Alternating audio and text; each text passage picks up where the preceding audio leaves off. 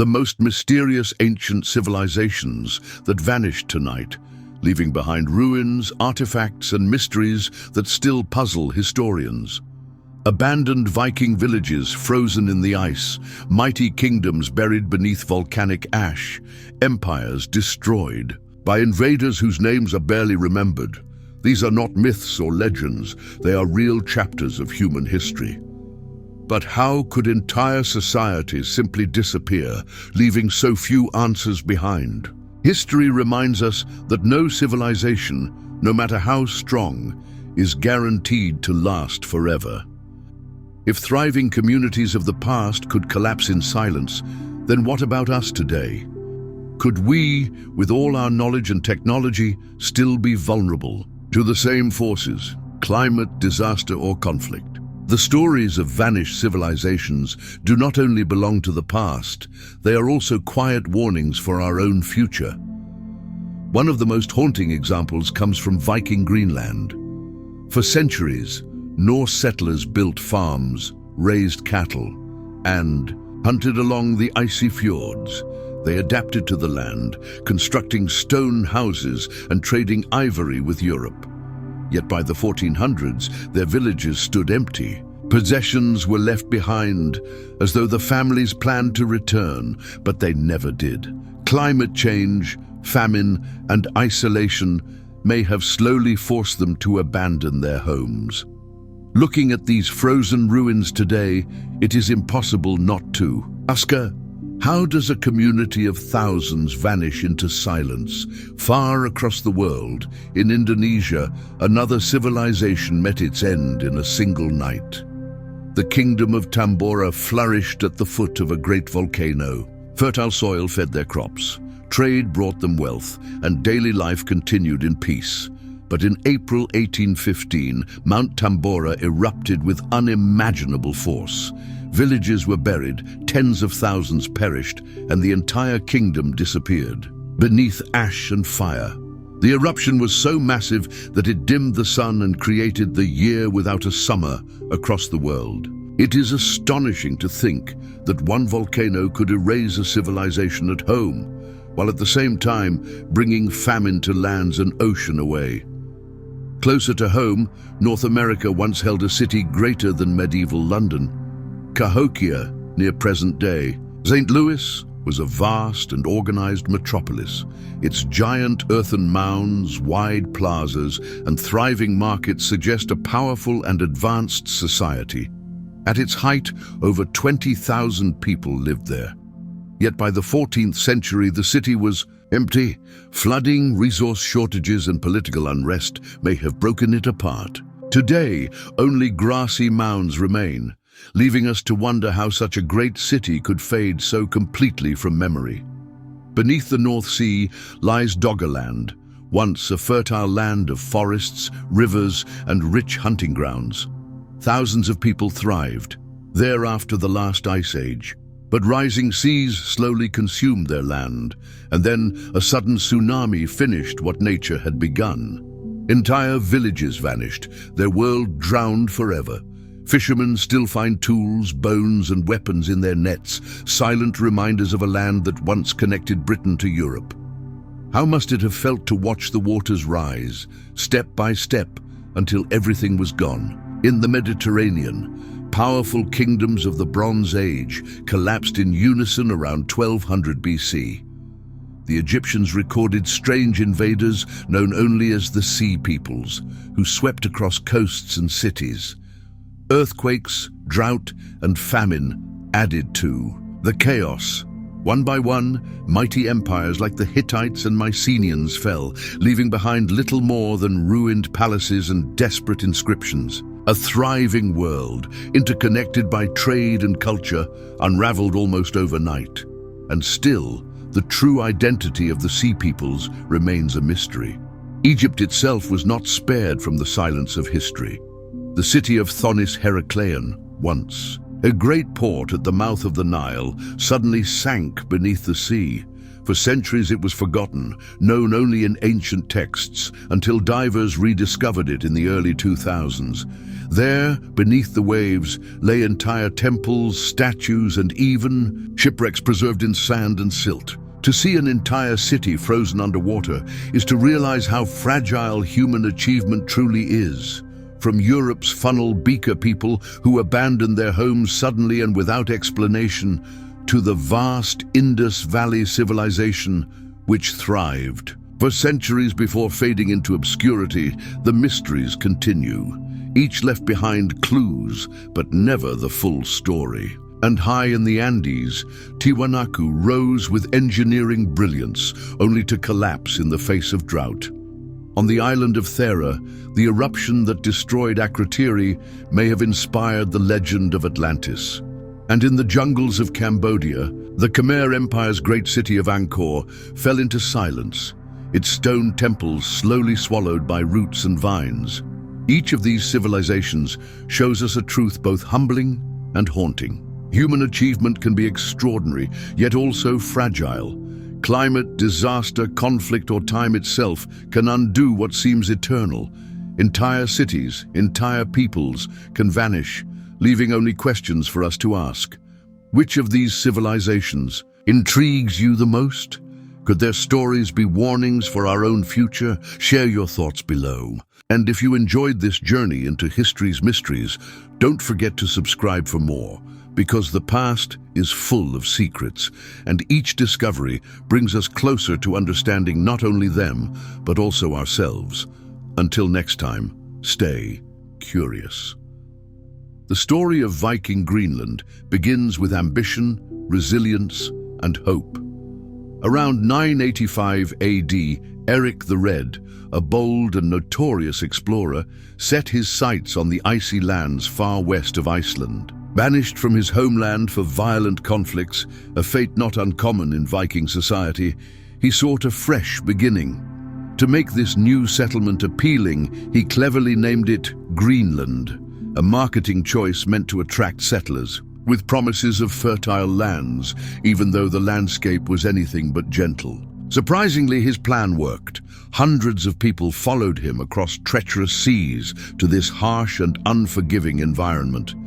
They carried with them not only their livestock and tools, but also the dream of building a permanent community in a land few dared to imagine inhabiting. At its height, Norse Greenland supported around 2,500 settlers. Life there was far from easy, yet the Vikings adapted with impressive determination. They constructed strong stone houses to withstand the biting cold, grew hardy crops like barley and rye, and raised cattle, sheep, and goats. Hunting was central to survival. Walruses, seals, and even polar bears provided meat, fat, and valuable furs, while walrus ivory became a prized export, traded with Europe for much-needed supplies. The settlers created a way of life uniquely suited to their conditions, combining farming, hunting, and trade into a delicate balance that allowed them to thrive for several centuries. Religious and cultural life flourished too. Churches were built, reflecting the Christian faith that had spread throughout Scandinavia, and ties to Europe remained strong. Though isolated, Greenland was never completely cut off. Ships arrived from Iceland and Norway, bringing iron, timber, and news of the wider world.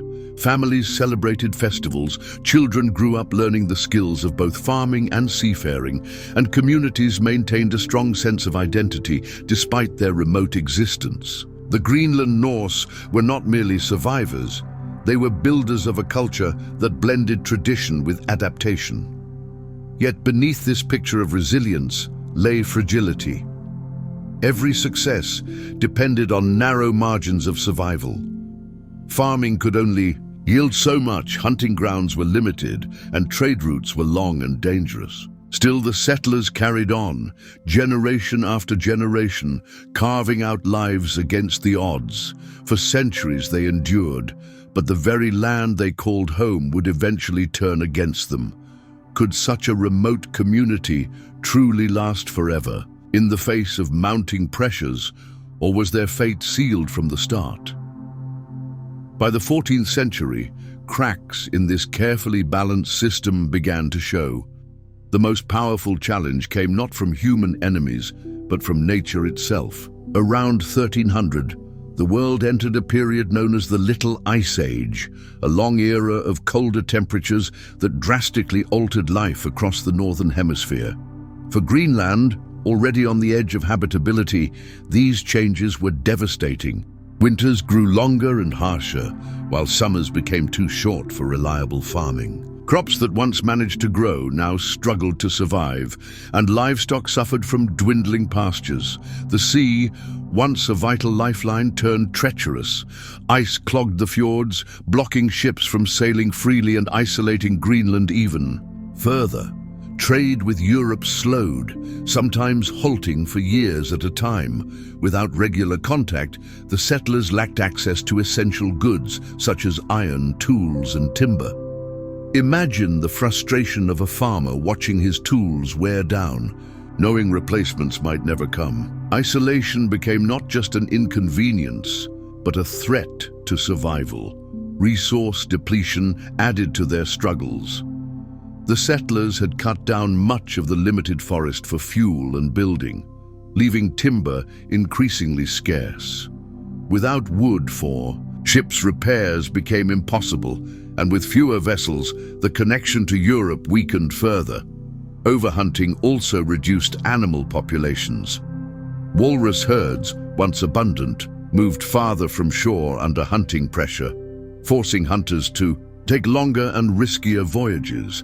Seal populations, too, became less predictable. These shortages placed enormous stress on daily life. Social tensions likely grew in response. When resources become scarce, communities often turn inward, facing disputes and conflicts over survival.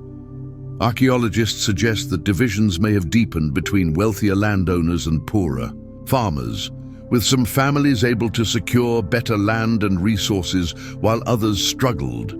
Harsh winters, hunger, and disease would only have magnified these inequalities. Could such a small society withstand this growing strain without collapsing? From within, religion and cultural identity may also have played a role in the mounting pressures. The Greenlanders clung firmly to their European identity, building churches and maintaining traditions, even as their environment demanded new adaptations.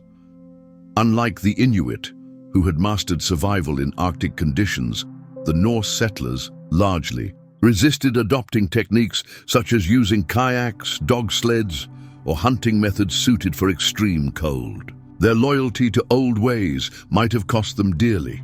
Tradition gave them strength, but it also limited their ability to fully adapt to Greenland's unforgiving climate. The stage was set for disaster. With harsher weather, scarce resources, and a community under strain, the survival of Viking Greenland became increasingly uncertain. Would they cling to their traditions until the end, or find a way to endure in the face of overwhelming odds? By around 1450 AD, the Norse settlements of Greenland were abandoned. Stone houses stood empty, tools were left behind, and fields lay untended. The disappearance was not a sudden catastrophe, like a volcanic eruption or an invasion, but a slow unraveling, century by century, until the communities could no longer sustain themselves. Yet to this day, the exact sequence of events remains mysterious. One theory is starvation. As the climate worsened, farming declined, hunting became unreliable, and malnutrition spread. Skeletal remains show signs of poor nutrition, suggesting that families suffered from hunger long before the settlements were abandoned. Disease, weakened immunity, and harsh winters would have made survival increasingly impossible. Another theory suggests gradual migration. Perhaps small groups attempted voyages back to Iceland or Europe, or even farther west to North America, leaving their villages behind. Did they succeed, or did their ships vanish into the icy seas?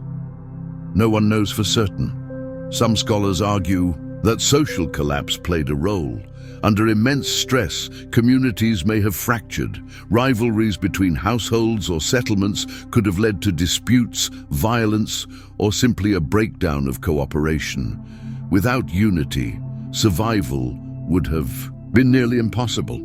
Another possibility is cultural rigidity, that the Greenland Norse refused to fully adopt Inuit survival strategies, clinging to European practices unsuited for the Arctic environment. Their determination to remain European may have doomed them. Still, one haunting image lingers: empty stone houses, hearths cold, tools and possessions lying where they were last used. It is as if families stepped out, intending to return, but never did. Why did no one leave records of their final days? Why did no ship sail back to Europe, carrying the last survivors? These silences leave the mystery unsolved. The fate of Viking Greenland remains one of history's great enigmas. Was it hunger, climate, disease, conflict, or all of these together that pushed the settlers beyond the breaking point? The truth may never be fully known, but their disappearance reminds us that even strong and determined communities can vanish, leaving little more than ruins and questions. Though the Norse left no written record of their final fate, archaeology has provided powerful clues. Excavations in Greenland reveal abandoned homes with tools, pottery, and even personal items still in place, as though left in haste. Animal bones discovered in middens or trash heaps show a shift in diet over time. Early settlers relied heavily on livestock and farming, but later evidence reveals an increasing dependence on seal meat. This suggests that as farming became unsustainable, the settlers turned desperately to the sea for survival. Artifacts also reveal the importance of trade. Walrus ivory carvings and hunting tools point to the role of Greenland in supplying luxury goods to Europe. Yet, as demand for ivory declined and trade routes faltered, this economic lifeline weakened. Iron tools, once imported, became scarce. Without new supplies, Greenlanders had to rely on local materials, creating cruder tools from bone and stone. This shift highlights the gradual isolation that must have weighed heavily on the community. Intriguing finds in North America add another layer. At sites like L'Anse aux Meadows in Newfoundland and other possible Norse outposts, tools and artifacts suggest contact between Greenland settlers and lands farther west. Could some Greenlanders have attempted to migrate and settle in North America as their homeland became unlivable? Archaeological evidence is tantalizing but incomplete, leaving open the possibility that survivors integrated with indigenous groups or vanished altogether. Recent studies of human remains provide even more insight. Isotopic analysis of bones reveals signs of malnutrition, dietary stress, and disease. These discoveries align with theories that starvation and illness played key roles in the decline. At the same time, the absence of widespread evidence of violence suggests that the end was not marked by invasion or war, but by slow, painful decline. Archaeology continues to uncover new clues. Each discovery, a forgotten tool, a buried skeleton, a ruined church, adds depth to the mystery. Together, they paint a vivid picture of a people who fought bravely against their environment, yet ultimately could not withstand the forces against them. The disappearance of Viking Greenland offers lessons that echo far beyond the Arctic. First and foremost, it shows the fragile balance between human societies and their environments. The Norse settlers built a community that lasted centuries, yet even their ingenuity could not withstand changing climates, resource shortages, and isolation. If their society, built on resilience and strength, could collapse, what does that say about ours? Their story also highlights the importance of adaptation. The Norse clung to traditions that may have limited their survival. Unlike the Inuit, they did not fully adopt tools like kayaks or hunting practices that could have sustained them. Loyalty to their European identity gave them pride, but it may also have cost them their future. This raises a timeless question. How do we balance tradition with the need to change in the face of crisis? The legacy of Viking Greenland also lies in its mystery. Empty houses and silent ruins spark the imagination, reminding us how quickly human achievement can vanish. For modern archaeologists, the site is a puzzle, a challenge to piece together lives lived centuries ago. For the rest of us, it is a haunting story of resilience, struggle, and silence. Most of all, it offers a warning. Today, as we face climate change, resource depletion, and growing global pressures, we are not so different from the Greenland Norse. We may have technology, global trade, and advanced systems, but we are still tied to the same fragile planet. Could we, too, find ourselves one day struggling against forces larger than ourselves? The frozen villages of Greenland whisper across the centuries. They remind us that civilizations, no matter how proud or enduring, can vanish. Their fate is not just a story of the past, but a question for our own future. Will we learn from their silence, or will history repeat itself in ways we least expect? Tambora Kingdom, buried in fire and ash on, the island of Sumbawa in Indonesia before the year 1815, there was a kingdom that thrived in a place of both beauty and danger. Long before the eruption that would erase it from history, the Tambora Kingdom flourished in the heart of the Indonesian archipelago. It was nestled on the slopes of Mount Tambora, a towering volcano that dominated the island of Sumbawa. At first sight, the kingdom must have appeared idyllic, almost like a paradise carved out between mountain and sea. The land was blessed with volcanic soil, dark and fertile, capable of producing crops in abundance. Rice paddies shimmered in the sunlight, their green terraces feeding the population with harvests season after season. Fruit trees, heavy with mangoes, coconuts and bananas, dotted the countryside, while groves of bamboo provided both food and building material. For the people of Tambora, their mountain was a gift, its presence a constant reminder of strength, stability and life. Daily life in the kingdom was centered around agriculture. Families worked together in the fields, planting rice, millet, and maize, crops that had been carefully adapted to the rhythms of the monsoon.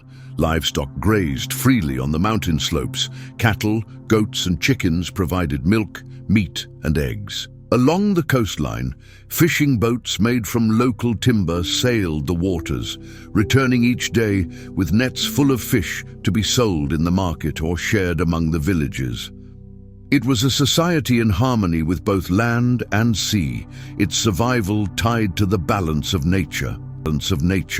At its peak, Tambora may have been home to tens of thousands of people, its capital a lively town of markets, workshops and homes.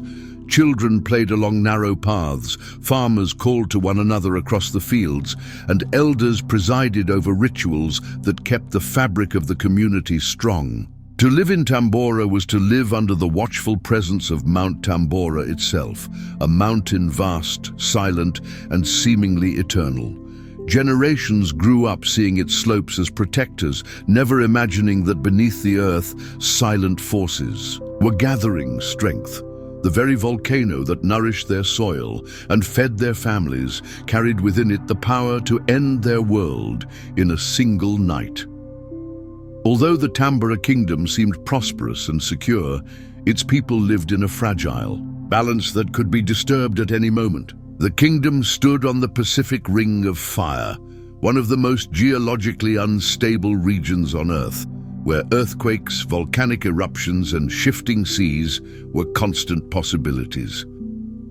Life under the shadow of Mount Tambora had always carried risk, but the people had grown accustomed to the mountain's silence. For centuries it had slumbered quietly, its slopes feeding their crops and its forests providing them with wood. This long calm may have given the illusion that the volcano was harmless, a permanent guardian rather than a sleeping giant. Yet, small signs of change had begun to appear even before the catastrophe. Local accounts describe strange rumblings, and trembling ground in the early months of 1815. Smoke sometimes drifted from the summit, faint at first, but gradually more visible. The air, usually fresh with sea breezes, carried the faint smell of sulfur, as though the mountain itself was breathing uneasily. At night, people may have seen faint glows at the peak, fires that seemed unnatural and troubling. These were warnings, but warnings that could easily be misunderstood. For farmers and villagers, the daily routines of planting, harvesting, and trading were too important to be interrupted by distant rumbles. After all, volcanoes sometimes muttered and then fell. Quiet again, but beneath the mountain, immense pressure was building. For centuries, molten rock had gathered in the chambers deep below, gas and magma pressing upward with unstoppable force. The people could not see this hidden danger, but they lived on land that was preparing for destruction. Every crop they planted, every festival they celebrated, was carried out on soil that was slowly becoming unstable. Challenges also came from the environment beyond the volcano. The island of Sumbawa was subject to powerful monsoon rains, which could both sustain and damage crops. In years when the rains were too heavy, flooding destroyed fields. In years when the rains failed, drought threatened food supplies. This constant unpredictability made survival difficult, even in fertile volcanic soil. The people of Tambora, like so many others across Indonesia, lived in rhythm with these cycles, never knowing whether the next season would bring plenty or famine. There may also have been social pressures within the kingdom itself. A large population requires careful management of resources, and as the kingdom expanded, demands on farmland, forests, and water grew heavier. Neighboring islands and rival communities might have posed threats as well, through competition for trade or territory. Tambora's rulers had to balance prosperity with protection, ensuring that their people felt safe while also guarding against the forces of nature.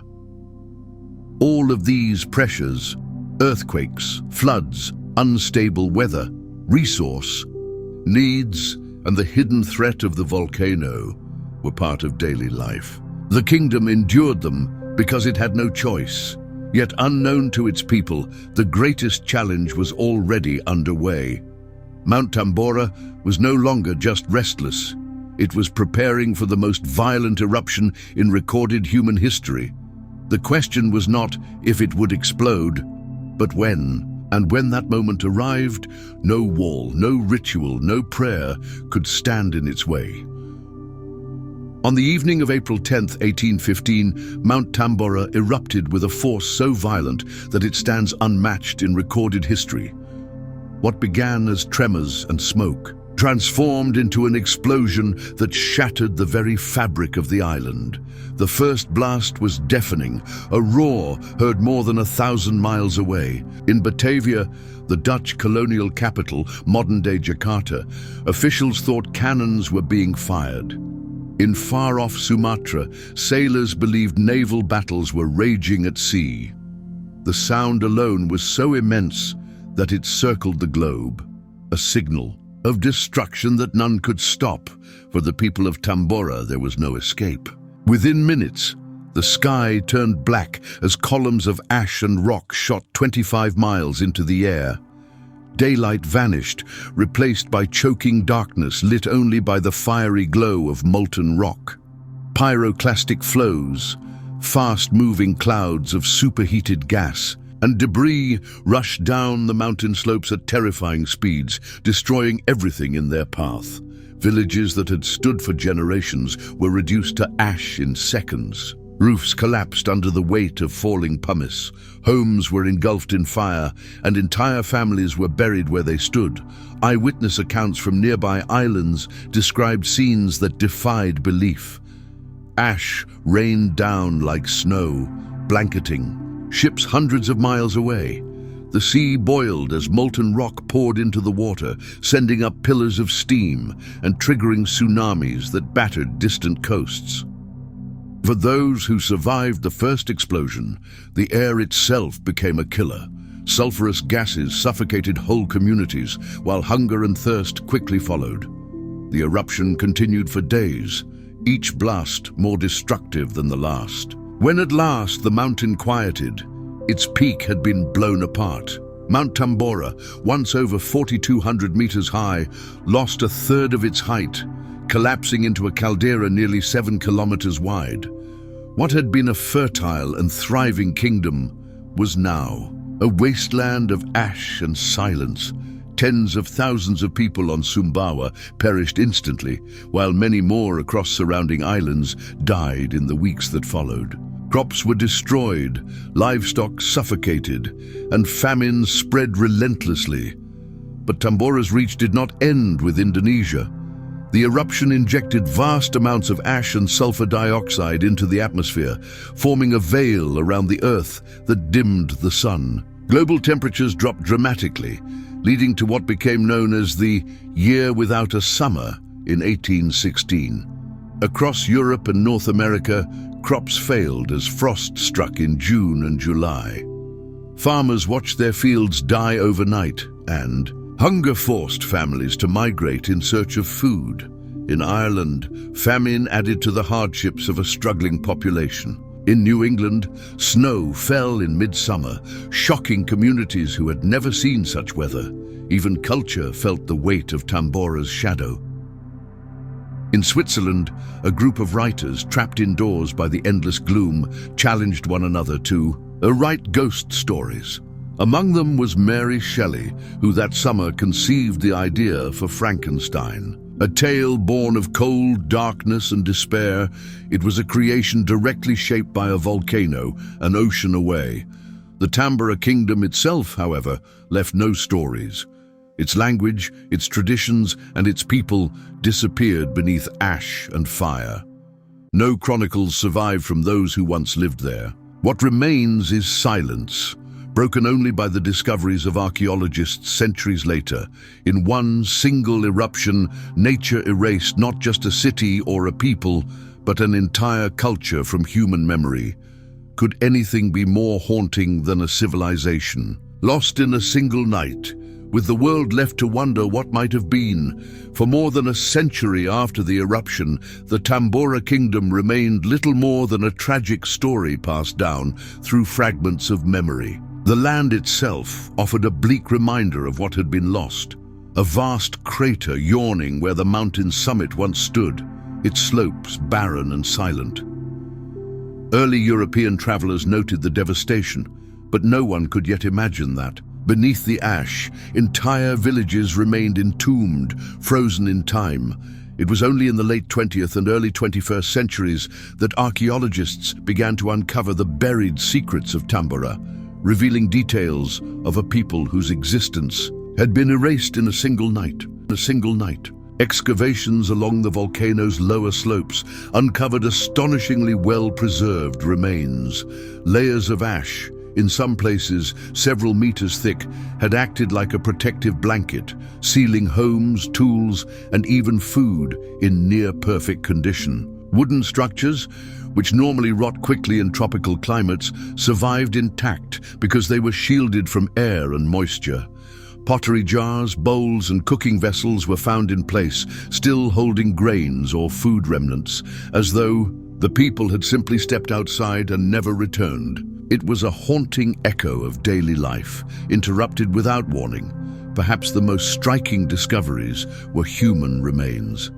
In some sites, archaeologists found individuals preserved where they fell, their last moments captured in the stillness. Of ash, a mother and child, a craftsman surrounded by his tools, a villager in the midst of daily chores. These silent witnesses told the human side of the disaster more powerfully than any written record could. Their positions and belongings revealed a civilization caught unprepared, their world extinguished in seconds. The material culture of Tambora also came to light. Jewelry made of bronze, beads, and shells suggested that beauty and artistry were important to these people, even in a practical farming society. Tools of iron and stone highlighted their resourcefulness. Fragments of textiles woven from cotton and other fibers hinted at trade networks extending far beyond the island itself. Linguistic studies of the few surviving records suggested that the Tambora people spoke a distinct language, one that vanished forever with the eruption, making it one of the rare cases in history where an entire language disappeared in a single event. What these discoveries revealed was not merely a lost kingdom, but a sophisticated and vibrant culture. Tambora was not isolated or primitive. It was connected, creative, and adaptive, a society that had mastered agriculture, craft, and trade in a challenging environment. The tragedy of its disappearance lies not only in the lives lost, but also in the erasure of its voice from history. Without archaeology, the Tambora kingdom would have remained invisible, nothing more than a footnote in colonial records of the eruption. But thanks to these excavations, we can now glimpse its richness. A people who lived in harmony with their land, only to be betrayed by the very mountain that sustained them. Even today, discoveries continue. Archaeologists working near the caldera uncover new artifacts with each dig, slowly piecing together the story of a civilization that nature tried to erase completely. Each find, a pot, a tool, a bone, whispers fragments of a narrative that was almost lost forever. Together, they remind us that beneath the silence of history, voices still wait to be heard. The story of the Tambora kingdom is more than a tale of destruction. It is a reminder of how fragile human civilizations are when set against the forces of nature. In the space of just a few days, an entire society was erased. Its language, its customs, its people, all gone beneath ash and fire. What centuries of building, cultivating, and trading had achieved, a single eruption undone without mercy. The first and most important lesson Tambora leaves us with is this: no matter how strong we think our societies are, nature will always hold the final word. The global consequences of the eruption underline this truth. The ash and sulfur dioxide Tambora sent into the stratosphere did not stop at Indonesia's shores. It traveled across oceans, encircled the globe, and dimmed the sun itself. The following year, 1816, became known as the Year Without a Summer. Across Europe and North America, people faced bitter cold in June, July, and August. Crops failed, animals died, and famine spread. Families abandoned their homes in search of food, riots broke out in cities, and economies faltered. The eruption of one mountain in one corner of the world had caused suffering for millions an ocean away. This interconnectedness is a warning for us today. In a world tied even more closely by trade, climate, and technology, one natural disaster can ripple across the entire globe. But Tambora's legacy was not only tragedy. In the midst of its ash-darkened skies, human creativity responded in unexpected ways. In Switzerland, where cold and rain kept people indoors throughout the dismal summer of 1816, a group of writers challenged each other to invent ghost stories. Among them was a young woman named Mary Shelley. Out of that gloomy season of hunger and despair came Frankenstein, one of the most enduring novels of modern literature. A tale of life created and destroyed, of ambition and catastrophe, fittingly born in the shadow of the world's most violent eruption. Who could have imagined that Tambora's destruction in Indonesia would spark a story that would haunt imaginations for centuries? The Tambora eruption also shaped science. It forced scholars to think about climate in new ways, to realize that volcanic activity could alter weather on a global scale. The study of volcanoes, climate systems, and atmospheric science owes much to the records and consequences of Tambora. It also showed the importance of recording human experience. While the Tambora kingdom itself left no written record, accounts from sailors, colonial officials, and survivors on other islands became vital to understanding the event. Finally, Tambora's lesson is one of humility. The kingdom it destroyed was vibrant, skilled, and deeply connected to its land, yet none of its strengths mattered when the earth decided to change. Today, as humanity faces its own environmental crises, from climate change to rising seas, Tambora reminds us that even advanced societies can be vulnerable. Are we truly prepared for nature's power? Could another Tambora strike in our lifetime, reshaping the world once again? The Tambora kingdom may have vanished, but its silence is not empty. Its story continues to echo in the ash that fertilized, the earth, in the ruins that archaeologists uncover, in the literature inspired by its aftermath, and in the warnings it gives us for the future. It is a civilization buried in fire and ash, but also one that speaks across time, urging us to remember both the greatness and the fragility of human life. Cahokia, America's forgotten ancient metropolis.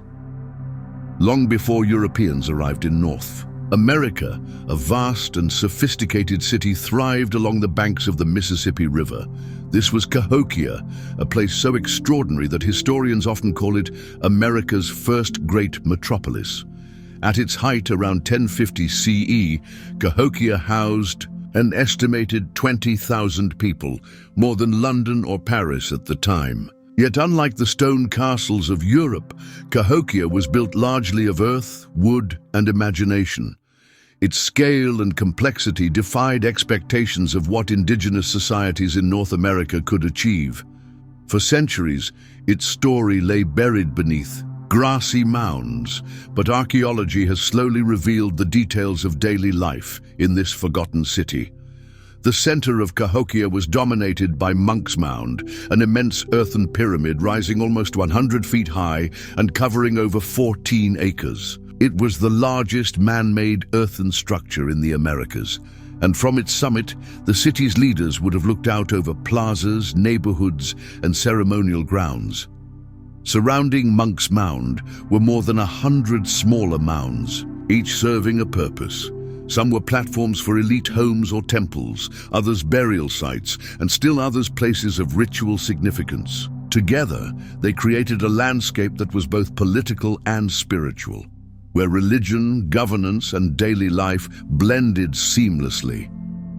Daily life for the people of Cahokia was centered around agriculture. The three sisters, maize, beans, and squash, formed the backbone of their diet.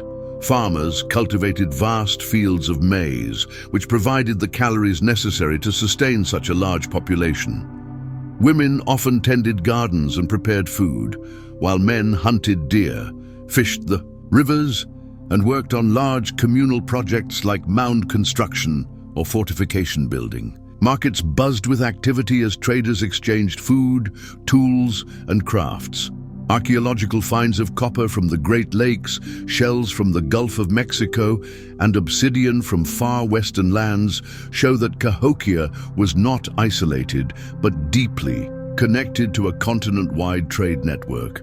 The city itself was carefully organized. Neighborhoods clustered around plazas where families gathered for rituals, games, and community events.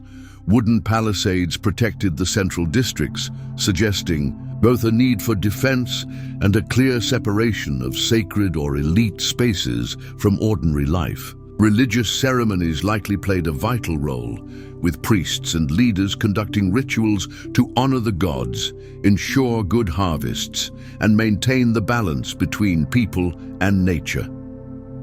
Some archaeologists even suggest that Cahokia's builders aligned certain mounds and plazas with solar or lunar events, reflecting advanced knowledge of astronomy.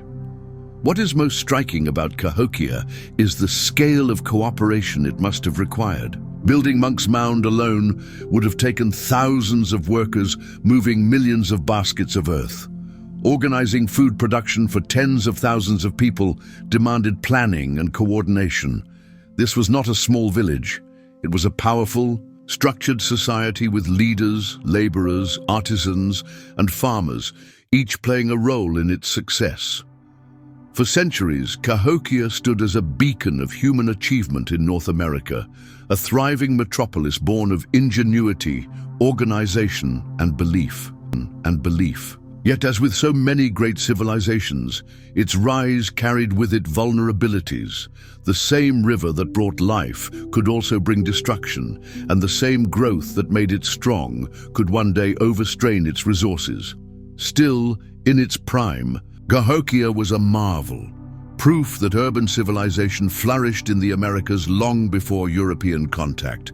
But how did such a city, larger than many European capitals, fade into near silence? That is the mystery we must now explore.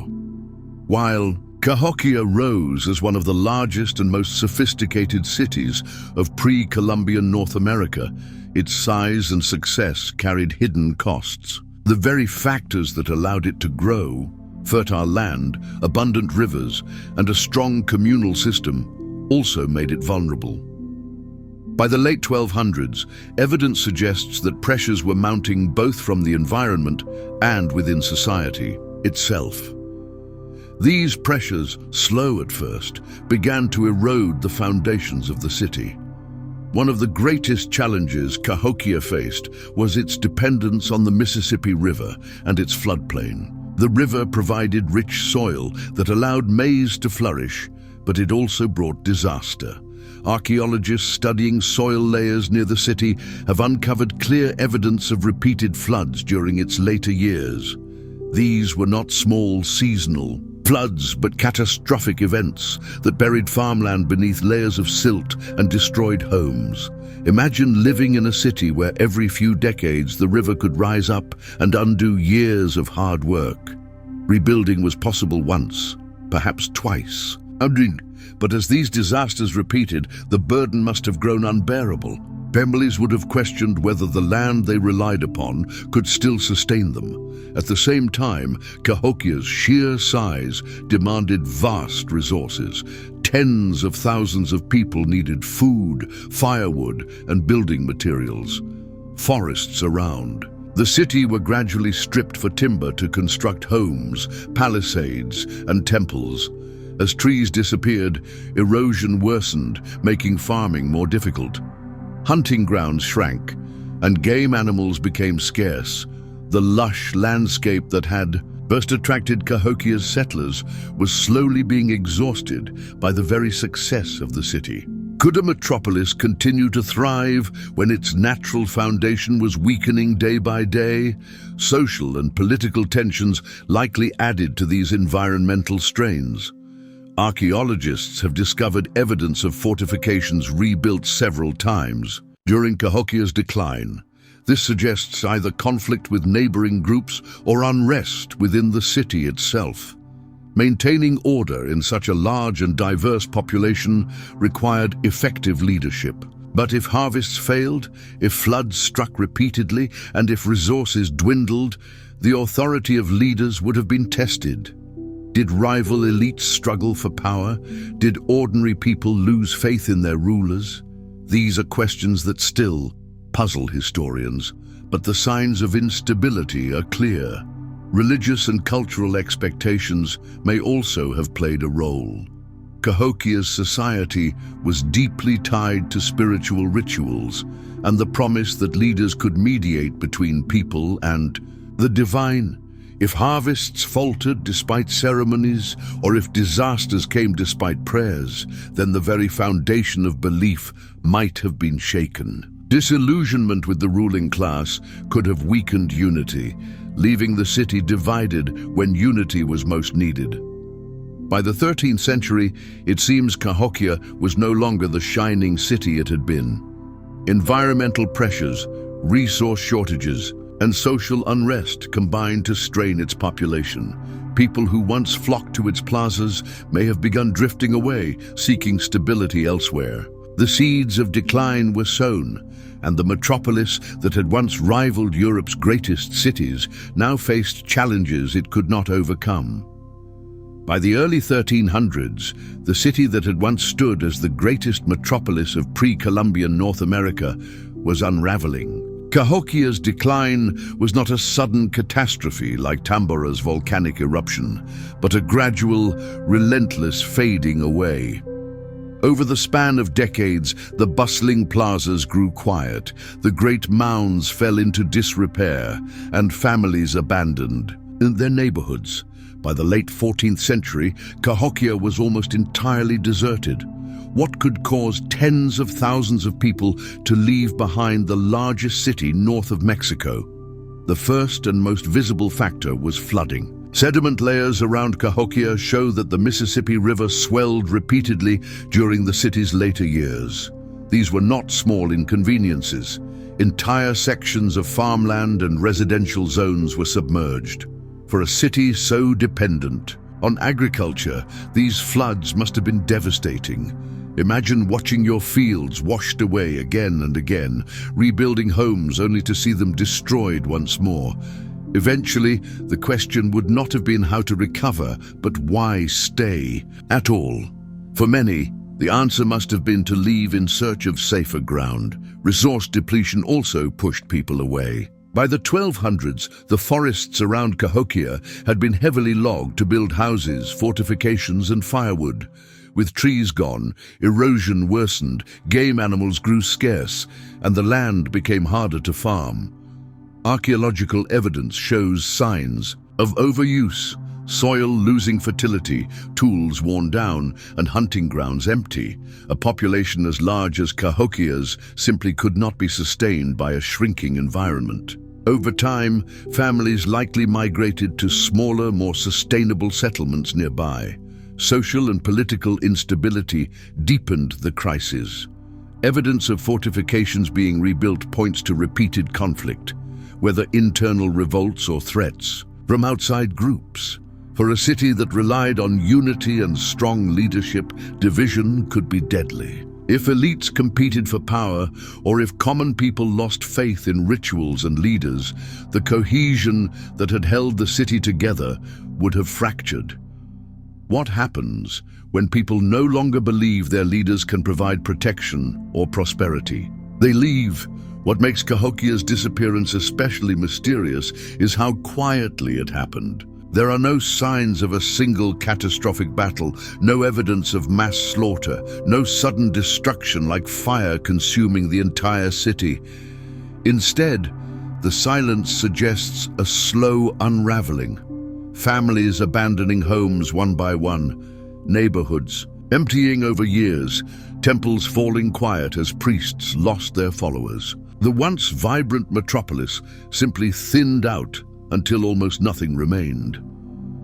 By the time Europeans began exploring the Mississippi Valley centuries later, Cahokia was gone. Its towering mounds covered in grass and trees puzzled early visitors. Some thought they were natural hills. Others speculated that they had been built by a mythical lost people. Few could imagine that these mounds had once anchored a city larger than medieval London. The true story of Cahokia's disappearance remained hidden until archaeologists began to uncover its secrets in the modern era.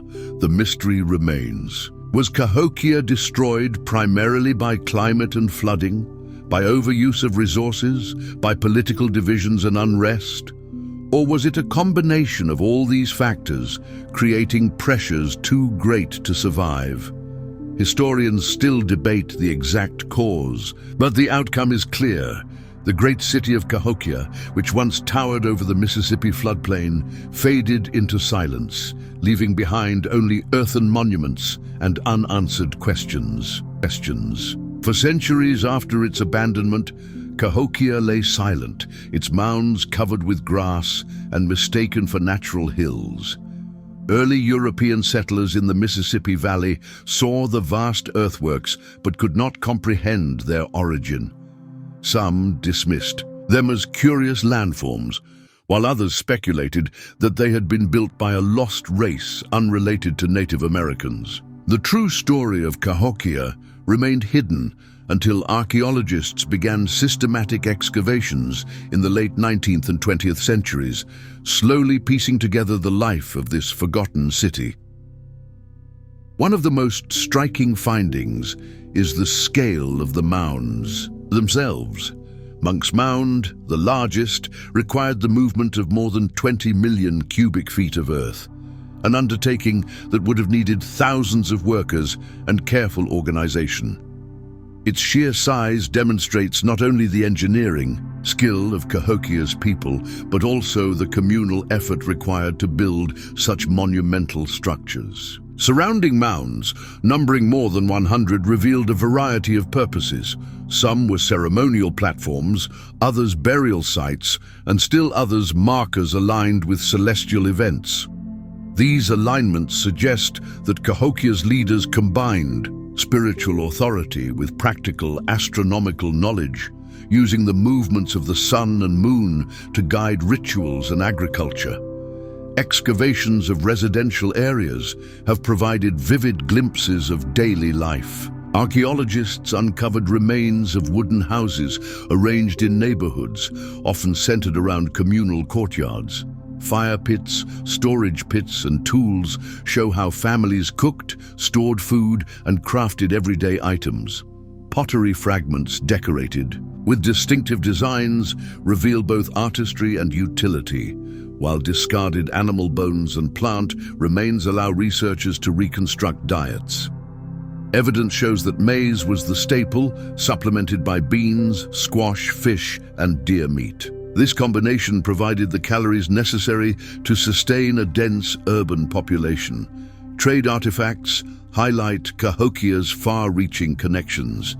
Beads carved from marine shells trace their origin to the Gulf of Mexico.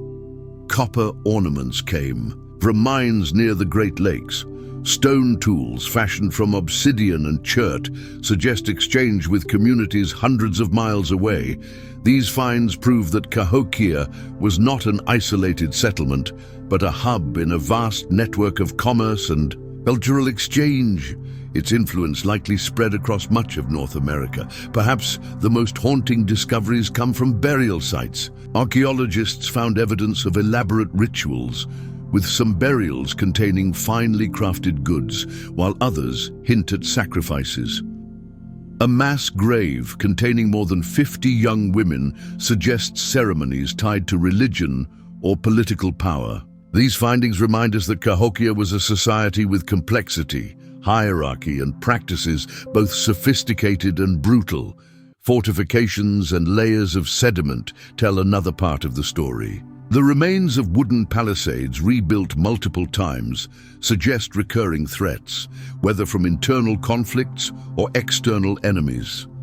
Sediment deposits show evidence of flooding, reinforcing theories that environmental disasters weakened the city. Together, these archaeological clues reveal a civilization under pressure, adapting and struggling until its decline became irreversible.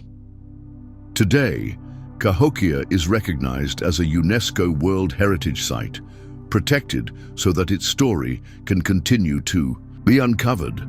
Modern technologies like ground-penetrating radar and LiDAR scanning have revealed that the city was even larger and more complex than previously thought, with suburbs and satellite villages stretching far beyond the central mounds. Each discovery adds new layers to our understanding, transforming Cahokia from a forgotten mound site into one of the most remarkable urban centers of the ancient world. The story of Cahokia is more than an archaeological puzzle. It is a mirror, reflecting both the brilliance and the vulnerability of human societies. At its height, Cahokia was a city that rivaled the greatest metropolises of its age. Its planners organized vast neighborhoods. Its leaders commanded labor to raise monumental mounds, and its people built trade networks that stretched for hundreds of miles. Yet despite its achievements, it vanished almost without trace. What lessons can we draw from such a rise and fall? The first lesson lies in the relationship between humans and the environment. Cahokia thrived because of the Mississippi floodplains, fertile soil, but it also suffered when that same river brought catastrophic floods. The abundance of forests, game, and farmland allowed the city to grow quickly, but overuse led to resource depletion. The pattern is clear. Human prosperity is deeply tied to environmental balance, and when that balance is broken, even the strongest societies can collapse.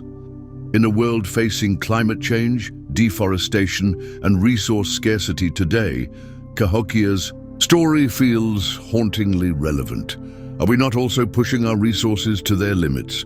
Could our modern cities face the same fate if we fail to adapt? Another lesson is about social and political fragility. Cahokia's leaders drew power not only from practical governance, but also from spiritual authority. They claimed to control the balance between people, the land, and the gods. But when harvests failed, when floods came, or when resources dwindled, their promises must have rung hollow. Trust between rulers and the ruled is delicate. Once it breaks, cohesion unravels. Cahokia reminds us that no city can survive without unity, and no leadership can endure without the faith of its people. Cahokia's legacy also reshapes how we view history. For centuries, many assumed that advanced urban centers existed only in Europe, Asia, or Mesoamerica. Cahokia proves otherwise. Here in the heart of North America, long before European contact, there stood a city larger and more sophisticated than many of its Old World counterparts. Its existence challenges stereotypes about Native American societies, showing that they were capable of immense urban planning, trade, and cultural complexity. Recognizing Cahokia restores dignity to an often overlooked part of history, reminding us that greatness has many roots across the world. Finally, Cahokia leaves us with mystery. Unlike Rome or Egypt, which left behind written records, Cahokia's story is told only through earthworks, artifacts, and careful excavation. Its silence is part of its power. We may never fully know why people left, what their final days were like, or how they viewed the decline of their city. Yet in that silence lies a deeper message. Civilizations do not always fall in fire and war. Sometimes they fade quietly, leaving behind questions for future generations. Today, Cahokia stands, preserved as a UNESCO World Heritage Site, its mounds rising gently from the grass, reminders of both human achievement and impermanence. Visitors walk its plazas, climb Monk's Mound, and gaze across the landscape, imagining the bustling city that once filled these fields. For archaeologists, each dig uncovers new details, new voices, and new fragments of a lost world.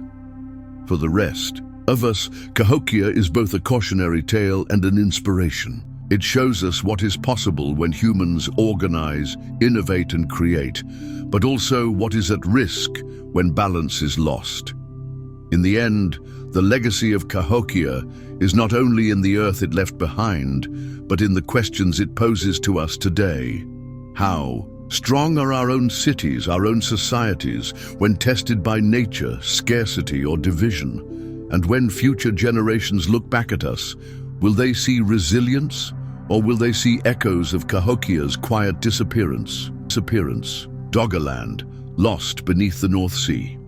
Thousands of years ago, long before the restless waters of the North Sea covered it, Doggerland was a thriving heartland of northern Europe. Imagine a vast plain stretching from modern-day Britain across to the Netherlands, Denmark, and Germany.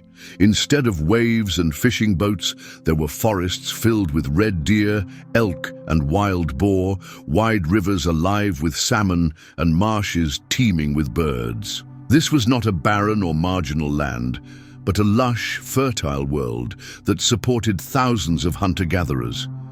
For them, Doggerland was more than just a home. It was a paradise, a place where food and resources seemed endless. Daily life here was centered around movement and resourcefulness.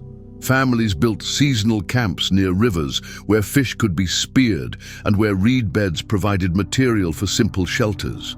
They crafted tools from stone, bone, and antler, flint arrowheads for hunting, harpoons carved from reindeer antler for fishing, and scrapers to process hides. Archaeological finds show they hunted large game like aurochs and even the last of the mammoths that still roamed the plains. Their diet was rich and varied, combining meat, fish, nuts, berries, and wild plants. Unlike the stereotype of harsh, prehistoric survival, Doggerland's environment made life not only possible, but comfortable.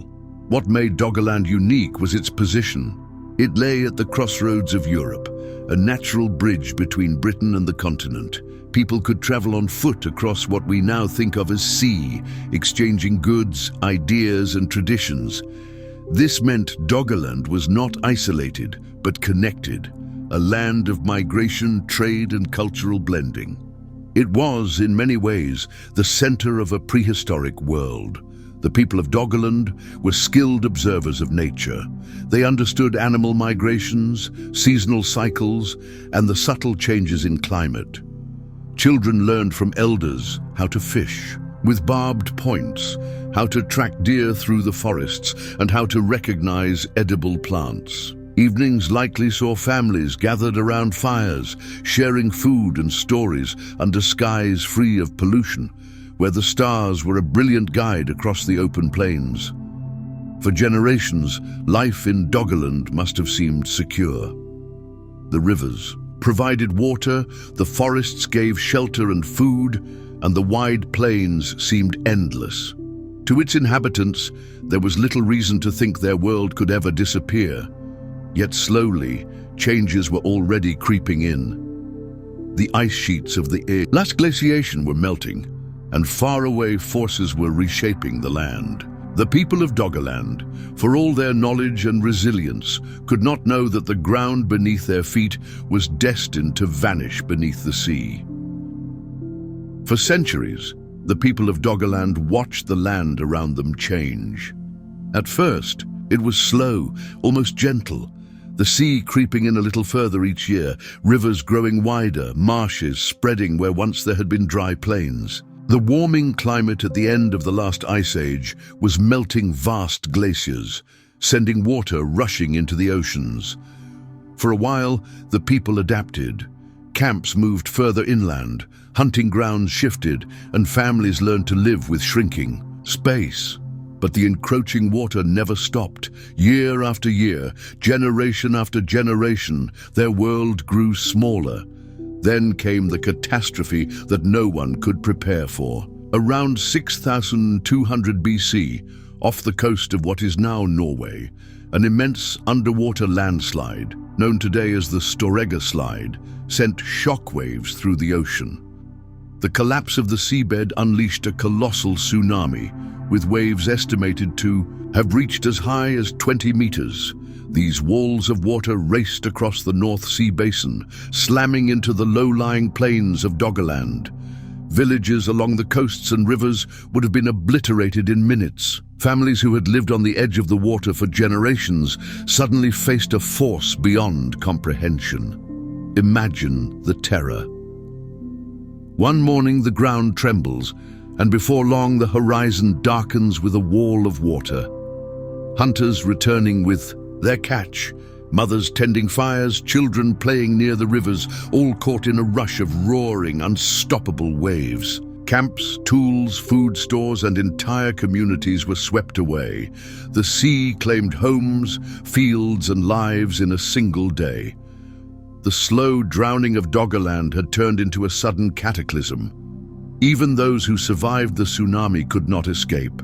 The long-term consequences. The disaster permanently reshaped the coastline, submerging vast stretches of land.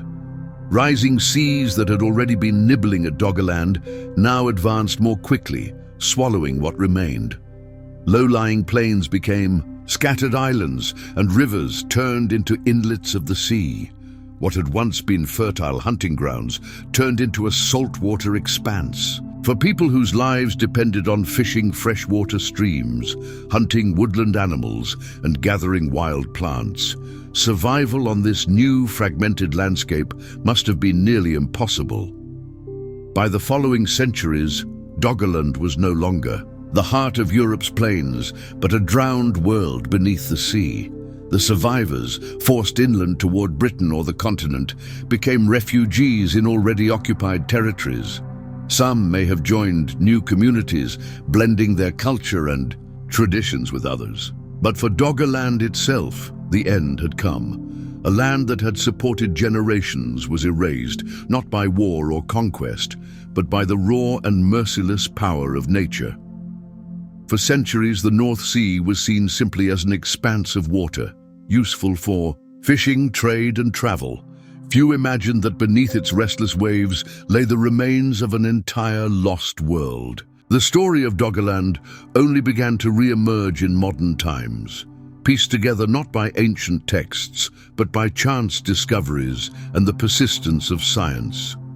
It started with fishermen, working their nets in the shallow regions of the north sea, especially around Doggerbank. They began hauling up strange finds, bones of mammoths, skulls of giant elk, tusks, antlers, and even stone tools. These artifacts hinted at something remarkable, that where their boats floated, land had once existed, home to both animals and people. At first, such finds were curiosities, collected and stored, but gradually they drew the attention of archaeologists who realized their significance.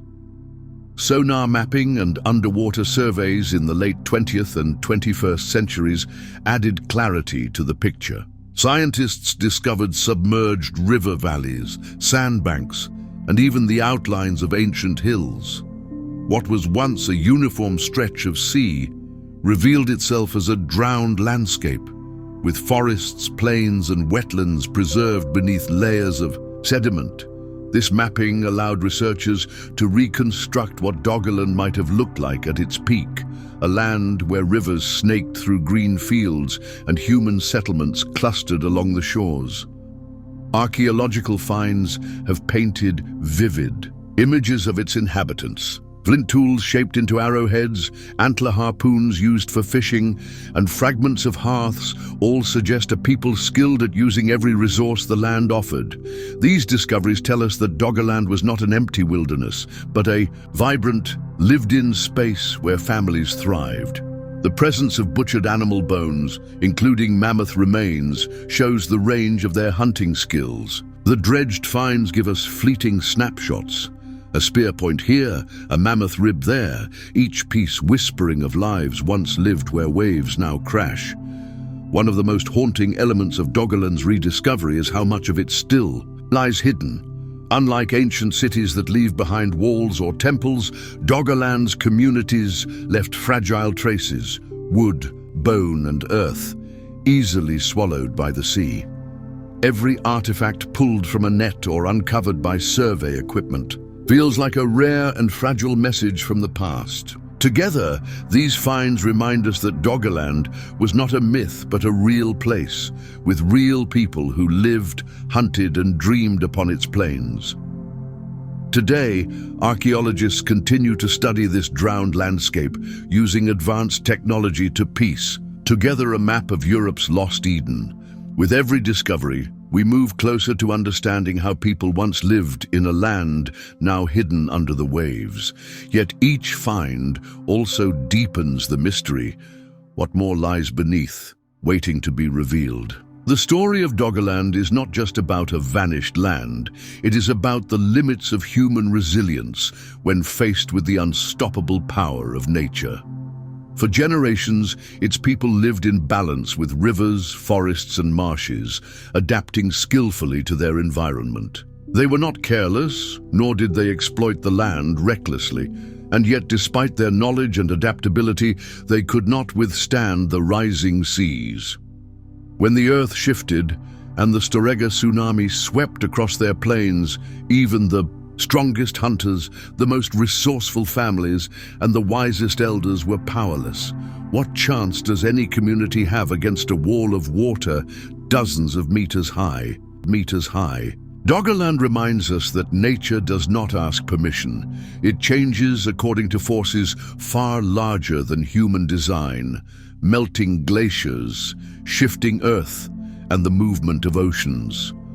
To the people who lived there, each season must have seemed like life would continue forever.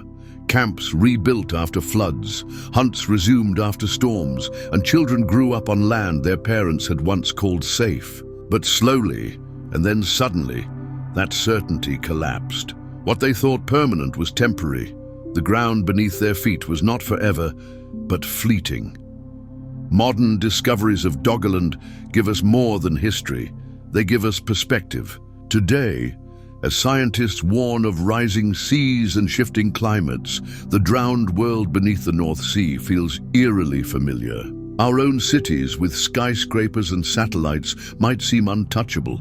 Yet so too did Doggerland once seem endless, fertile, and secure. If their paradise could vanish, swallowed whole by the sea, what does that say about our own vulnerabilities? Could coastal cities with millions of people face a fate not so different if the waters keep rising?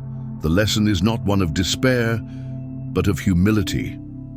Doggerland teaches us that nature is stronger than us, and that adaptation, preparation, and respect for the environment are essential for survival.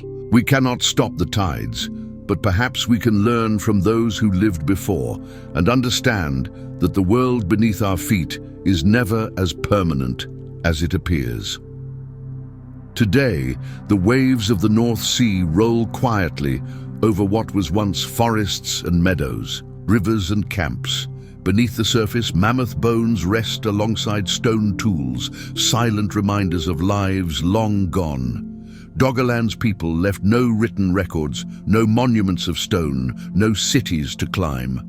But their story remains etched in the seabed, a story of abundance, catastrophe, and survival. A story that whispers across millennia, warning us to never forget how fragile even the greatest of homelands can be when nature decides to change.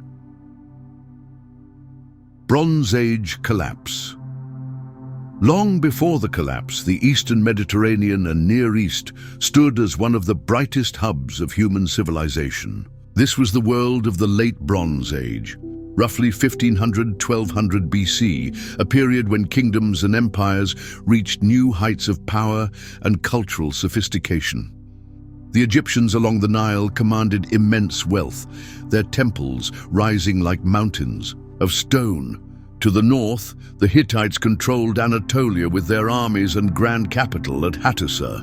Across the Aegean, the Mycenaean Greeks built fortified citadels at Mycenae, Pylos, and Tiryns, their palaces filled with scribes recording trade and tribute in the linear B script. In the Levant, cities like Ugarit and Byblos prospered as wealthy port hubs, tying together the trade routes of the Mediterranean. What made this era remarkable was its interconnectedness. Bronze, the lifeblood of the age, required both copper and tin, often sourced from distant regions. To maintain supply, kingdoms entered into complex trade networks, sending ships laden with raw materials, olive oil, wine, grain, and precious goods across the seas. Clay tablets from this era record diplomatic correspondence between kings, known as the Amarna letters.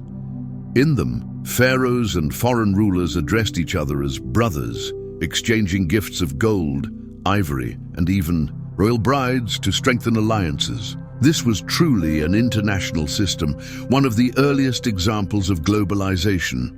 For ordinary people too, life benefited from this golden age. Farmers tilled fertile fields, artisans crafted fine jewelry and pottery, and sailors braved the seas carrying goods between ports. Religious traditions flourished, and monumental architecture reflected the prosperity of the time. To those living in the 13th century BC, it must have seemed like this world would continue forever. Powerful empires, strong trade, and cultural exchange gave the impression of stability, a web too large and too strong to ever unravel. But beneath the surface, the seeds of collapse were already there. Interconnection, while a strength, was also a weakness. Each kingdom depended on others for critical resources, and when one faltered, the strain spread outward. The world of the Late Bronze Age was a glittering palace built on fragile foundations. Within just a few decades, this entire system would be shaken to its core, not by one enemy, but by a storm of disasters that struck all at once. Around 1200 BC, the interconnected world of the Late Bronze Age began to unravel with shocking speed. What had once looked like a stable network of kingdoms and empires collapsed in a chain reaction, each downfall setting off another like a row of dominoes falling one after the other. The first signs of strain appeared in the great cities. Archaeological excavations reveal layers of destruction, palaces and temples burned, defensive walls hastily rebuilt, only to be destroyed again. In Greece, the mighty Mycenaean citadels fell one by one. Palaces at Mycenae, Pylos and Tiryns show evidence of violent fires. Records in Linear B ceased abruptly, suggesting scribes fled or were killed. The once thriving Mycenaean world descended into what historians later called the Greek Dark Age, where even writing itself disappeared for centuries. Further east, the Hittite Empire, a superpower that rivaled Egypt, suffered a fate even worse. Its capital, Hattusa, was abandoned and burned, its empire wiped completely off the map. To this day, historians debate whether invaders destroyed it or whether famine and internal revolt pushed it past the breaking point. Either way, an empire that had stood for centuries was gone almost overnight. The Levantine coast, once lined with bustling ports, also suffered devastation. Ugarit, one of the wealthiest trade hubs, was suddenly destroyed. In its ruins, archaeologists uncovered clay, tablets written in the very hours of crisis. One letter sent from a desperate ruler to a nearby ally reads, "The enemy's ships came here. They set fire to my cities, and they did evil things in my country. My father, do not know. The enemy is here." These were the final recorded words of Ugarit. Soon after, the city vanished, never to rise again. Even Egypt, the most enduring power of the region, was shaken. In the reign of Ramesses III, inscriptions describe wave after wave of invaders pressing into the Nile Delta. The pharaoh claimed victory, but even survival came at a cost. Egypt's economy weakened, its influence abroad dwindled, and the last great age of the pharaohs began to fade. The collapse was not limited to individual cities, it was systemic. The tightly woven trade networks of the Bronze Age fell apart. When Ugarit burned, its merchants could no longer supply grain or timber. When the Hittites fell, copper and tin routes dried up. When the Mycenaeans collapsed, their ships no longer carried pottery and oil across the Aegean. One after another, the links in the chain snapped until the entire system lay in ruins. Within a century, the grand civilizations of the Late Bronze Age had either vanished or shrunk to shadows of their former selves. Writing systems were forgotten, economies crumbled, and entire populations were displaced. A golden age had turned into chaos, and the domino effect showed how fragile even the most powerful empires can be when disasters strike all at once. In the chaos of the Bronze Age collapse, one name echoes through ancient records more than any other: the Sea Peoples. Who they were, where they came from, and why they struck remains one of history's greatest mysteries. Yet to the kingdoms of the Eastern Mediterranean, their arrival was sudden, violent, and devastating. Egyptian records are among the most vivid. Carvings on the walls of Pharaoh Ramesses III's mortuary temple at Medinet Habu depict fierce warriors with feathered helmets, round shields, and long swords storming the shores in ships. The inscriptions tell of a great battle. They came with fire prepared before them. Their confederation was united. No land could stand before their arms. Egypt barely survived, with Ramesses boasting of his victory, but the fact that the pharaoh devoted such monumental art to the conflict reveals just how close Egypt came to ruin. Elsewhere, the Sea Peoples left their trail in silence and destruction. Ugarit's desperate tablet, written in the final moments of the city, warns, "The enemy's ships came here. They set fire to my cities, and they did evil things in my country." Who exactly this enemy was remains uncertain, but many scholars link it directly to the marauding sea peoples. To the inhabitants of these cities, the invaders must have seemed like an unstoppable tide. But were they truly foreign conquerors, sweeping in from unknown lands? Or were they displaced peoples themselves, refugees of famine, drought, or war, forced to seek new homes on the sea? Some evidence suggests the sea peoples may not have been a single people at all, but a loose confederation of tribes from across the Mediterranean, from the Aegean, from Anatolia, even from Italy. Each group, desperate for survival, banded together and moved in waves, raiding cities and seizing land. What makes the sea peoples so haunting is how little we truly know. They emerge suddenly in the historical record, fierce, destructive, and mysterious. And then they vanish again, leaving only ruins and a few scattered names carved into stone. Unlike the Egyptians or the Hittites, they left no libraries, no cities, no written legacy. Their story survives only in the terrified words of their victims. To historians, they represent the human face of the collapse. Droughts and earthquakes may weaken kingdoms, but it is invaders, desperate or determined, who strike the final blow.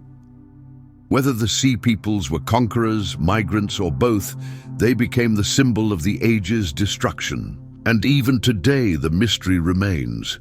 Who were they really, and what drove them across the sea to bring down the great civilizations of their time?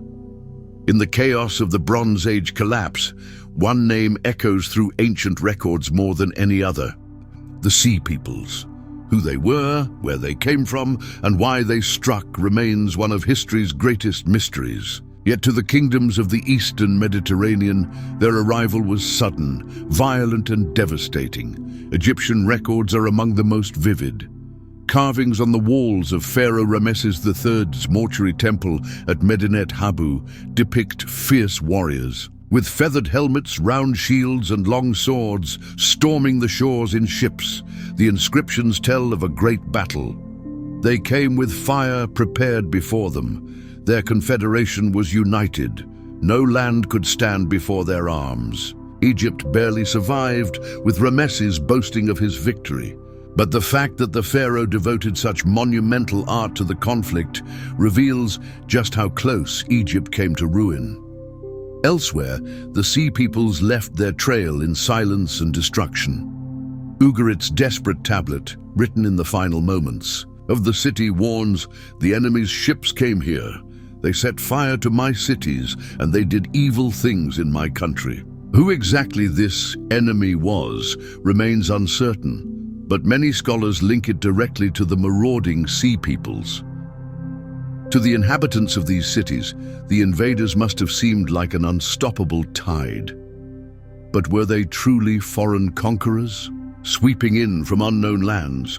Or were they displaced peoples themselves, refugees of famine, drought, or war, forced to seek new homes on the sea? Some evidence suggests the sea peoples may not have been a single people at all, but a loose confederation of tribes from across the Mediterranean, from the Aegean, from Anatolia, even from Italy. Each group, desperate for survival, banded together and moved in waves, raiding cities and seizing land. What makes the sea peoples so haunting is how little we truly know.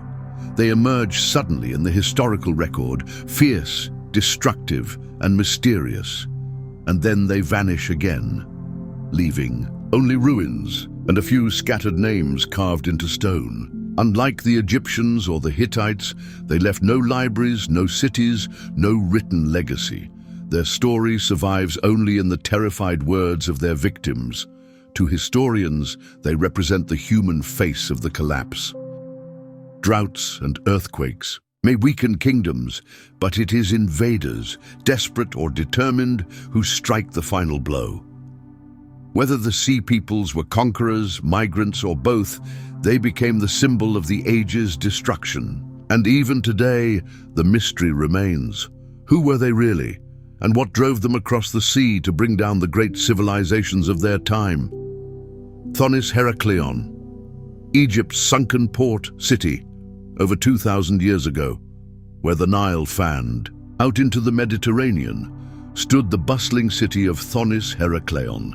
To ancient sailors arriving by ship, it must have been a dazzling sight. Towering temples, busy markets, and harbors filled with vessels from every corner of the known world. This city was Egypt's great maritime gateway, the place where Nile met sea and where commerce and culture flourished. Merchants from Greece, Phoenicia, and Cyprus docked their ships here, bringing wine, oil, fine pottery, and exotic luxuries. Egyptian traders, in return, loaded cargoes of grain, papyrus, gold, and linens. The air was filled with noise and color, porters shouting as they carried heavy bundles, sailors repairing ropes and sails, vendors calling out their wares in many different tongues. The streets thrummed with life, a blend of cultures united by trade. But Thonis Herakleion was not only a commercial hub, it was also a sacred city. The grand temple of Amun dominated the harbor, its columns rising high above the delta waters. Priests led processions to bless the departing ships. Rituals and offerings were performed to ensure safe voyages, and statues of gods overlooked the quays where commerce never slept. To live here was to exist at the crossroads of faith and fortune, a city alive with wealth, devotion, and opportunity. For centuries, it seemed untouchable. Yet beneath its shining surface, the city's foundation was fragile. Built on shifting delta islands, crisscrossed with canals and marshlands, Thonis Herakleion lived in a delicate balance with the waters that sustained it. Few could imagine that this balance would one day fail. Disaster came not as a slow decline, but as a sudden, brutal change. Geological studies suggest that Thonis Herakleion was struck by a series of natural shocks, earthquakes rattling the delta, floods surging through canals, and finally the land itself beginning to subside. In moments of catastrophe, whole sections of the city collapsed into the sea. Imagine the terror as the ground trembled beneath marketplaces and temples. Merchants dropped their goods as walls cracked and waters rushed in, streets filled with panicked crowds as canals overflowed, sweeping boats and stalls away. Priests in the temple of Amun must have prayed desperately, but no ritual could halt the rising waters. Piece by piece, the city was consumed. Buildings sank, harbors vanished, and what had been Egypt's proud gateway to the Mediterranean disappeared beneath the waves. To its inhabitants, it must have seemed as if the gods had abandoned them. Families fled inland, carrying only what they could save. Ships once moored safely at harbor were dragged down into sudden whirlpools of collapsing earth. What had stood for centuries was erased in days, perhaps hours, swallowed by the sea. For centuries after its fall, Thonis Herakleion lived only in fragments of legend. Ancient texts mentioned it briefly, but its location was forgotten. Some even doubted it had ever existed. Then, in the early 2000s, divers working off the coast near Alexandria made one of the most astonishing discoveries in archaeology. Beneath, several meters of water and silt, lay an entire city, astonishingly preserved, as though frozen in time. Divers found colossal stone statues, pharaohs, queens, and gods, still standing upright on the seabed, their faces staring silently through murky water. Granite slabs engraved with hieroglyphs rose from the sand. More than 60 ancient ships lay scattered, their timbers remarkably intact, anchors and cargo still in place. Gold coins, ritual objects, and everyday pottery shimmered in the divers' lights. Canals, streets, and even parts of temples were visible, preserved beneath centuries of sediment. It was as if time had paused the very moment the city disappeared. Cooking pots still sat where they were last used, jewelry rested where it had once been worn, and sacred offerings remained upon altars. What had once been chaos was now silence, a city locked beneath the waves, hidden until science and patience brought it back into view. The rediscovery of Thonis Herakleion is more than an archaeological triumph. It is a reminder of how fragile even the greatest cities can be. What was once a thriving port, filled with life, wealth, and faith, is now a silent ruin beneath the sea. Nature's hand, through earthquakes and floods, proved stronger than stone walls and temples. And yet, preserved beneath the waters, the city speaks again. It tells us of Egypt's connections to the wider world, of its faith and commerce, of the lives of sailors, priests, and traders. It also warns us that the balance between land and water is delicate, and that human pride cannot prevent nature's power from reclaiming what it built.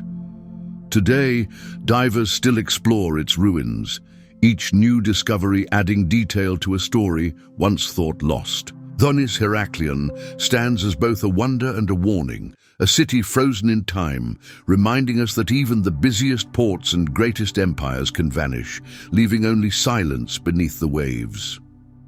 The Funnel Beaker people, Norway's vanished. Past the Funnel Beaker people, named after their distinctive pottery with funnel-shaped rims, were one of the most remarkable cultures of Neolithic Europe. Flourishing between 4300 and 2800 BC, they spread across what is now Germany, Denmark, Sweden, Poland, and Norway.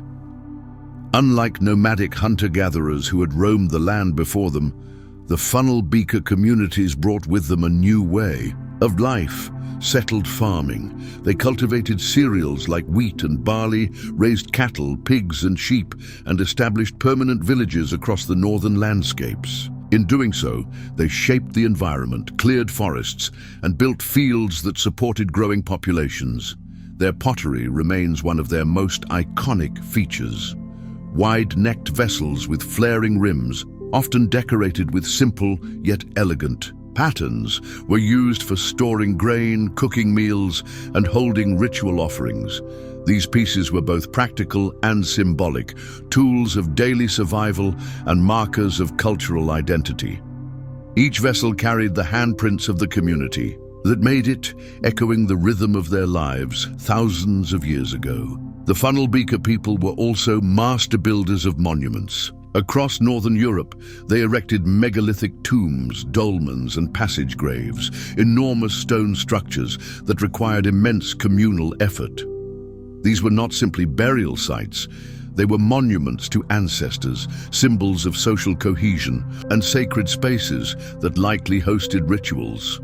In Norway, along the rugged coasts near Hamresanden, archaeologists uncovered evidence of Funnel Beaker settlements that thrived in these harsh northern climates. Surrounded by forests and fertile soils, the people farmed, hunted, and fished. Living in wooden houses, warmed by central hearths, their world must have seemed stable, even prosperous. Families tended herds, planted crops, and gathered in communal feasts. Seasonal festivals may have celebrated harvests, marriages, or rites of passage. Children grew up learning pottery, farming, and hunting skills, while elders passed down traditions of ancestors honored in stone monuments. Life was not easy, but it was deeply rooted in both land and ritual. What makes this culture so unique is the balance they achieved. They were not empire builders, but they were not primitive either. Their communities were organized, their craftsmanship refined, and their spiritual life rich. In the Funnel Beaker world, daily survival and sacred ritual were woven tightly together. Yet despite this strength, something happened that remains one of prehistory's greatest mysteries. For all their stability, the Funnel Beaker settlements in Norway suddenly vanished, leaving behind homes, tools, and even meals as though the people had stepped away only briefly. How could such a thriving culture simply disappear? When archaeologists excavated Funnel Beaker sites near Hamresanden in Norway, they were confronted with something haunting: Unlike gradual declines seen in other ancient societies, these settlements seem to have been abandoned almost overnight. Hearths still held half-burned wood. Cooking pots sat beside fires, long extinguished, some still filled with traces of meals. Stone tools were left mid-task, unfinished axes, blades, and scrapers lying scattered on workbenches.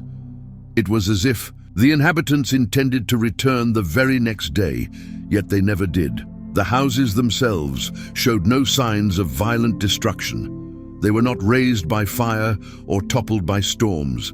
Instead, they stood empty, their walls weathered by time, but eerily intact. Animal pens were abandoned, fields left untended, and fishing equipment set aside as though waiting for the next outing. Such sudden absence is deeply unsettling. Archaeologists describe the sites as frozen moments, snapshots of lives, interrupted. What adds to the mystery is the scale.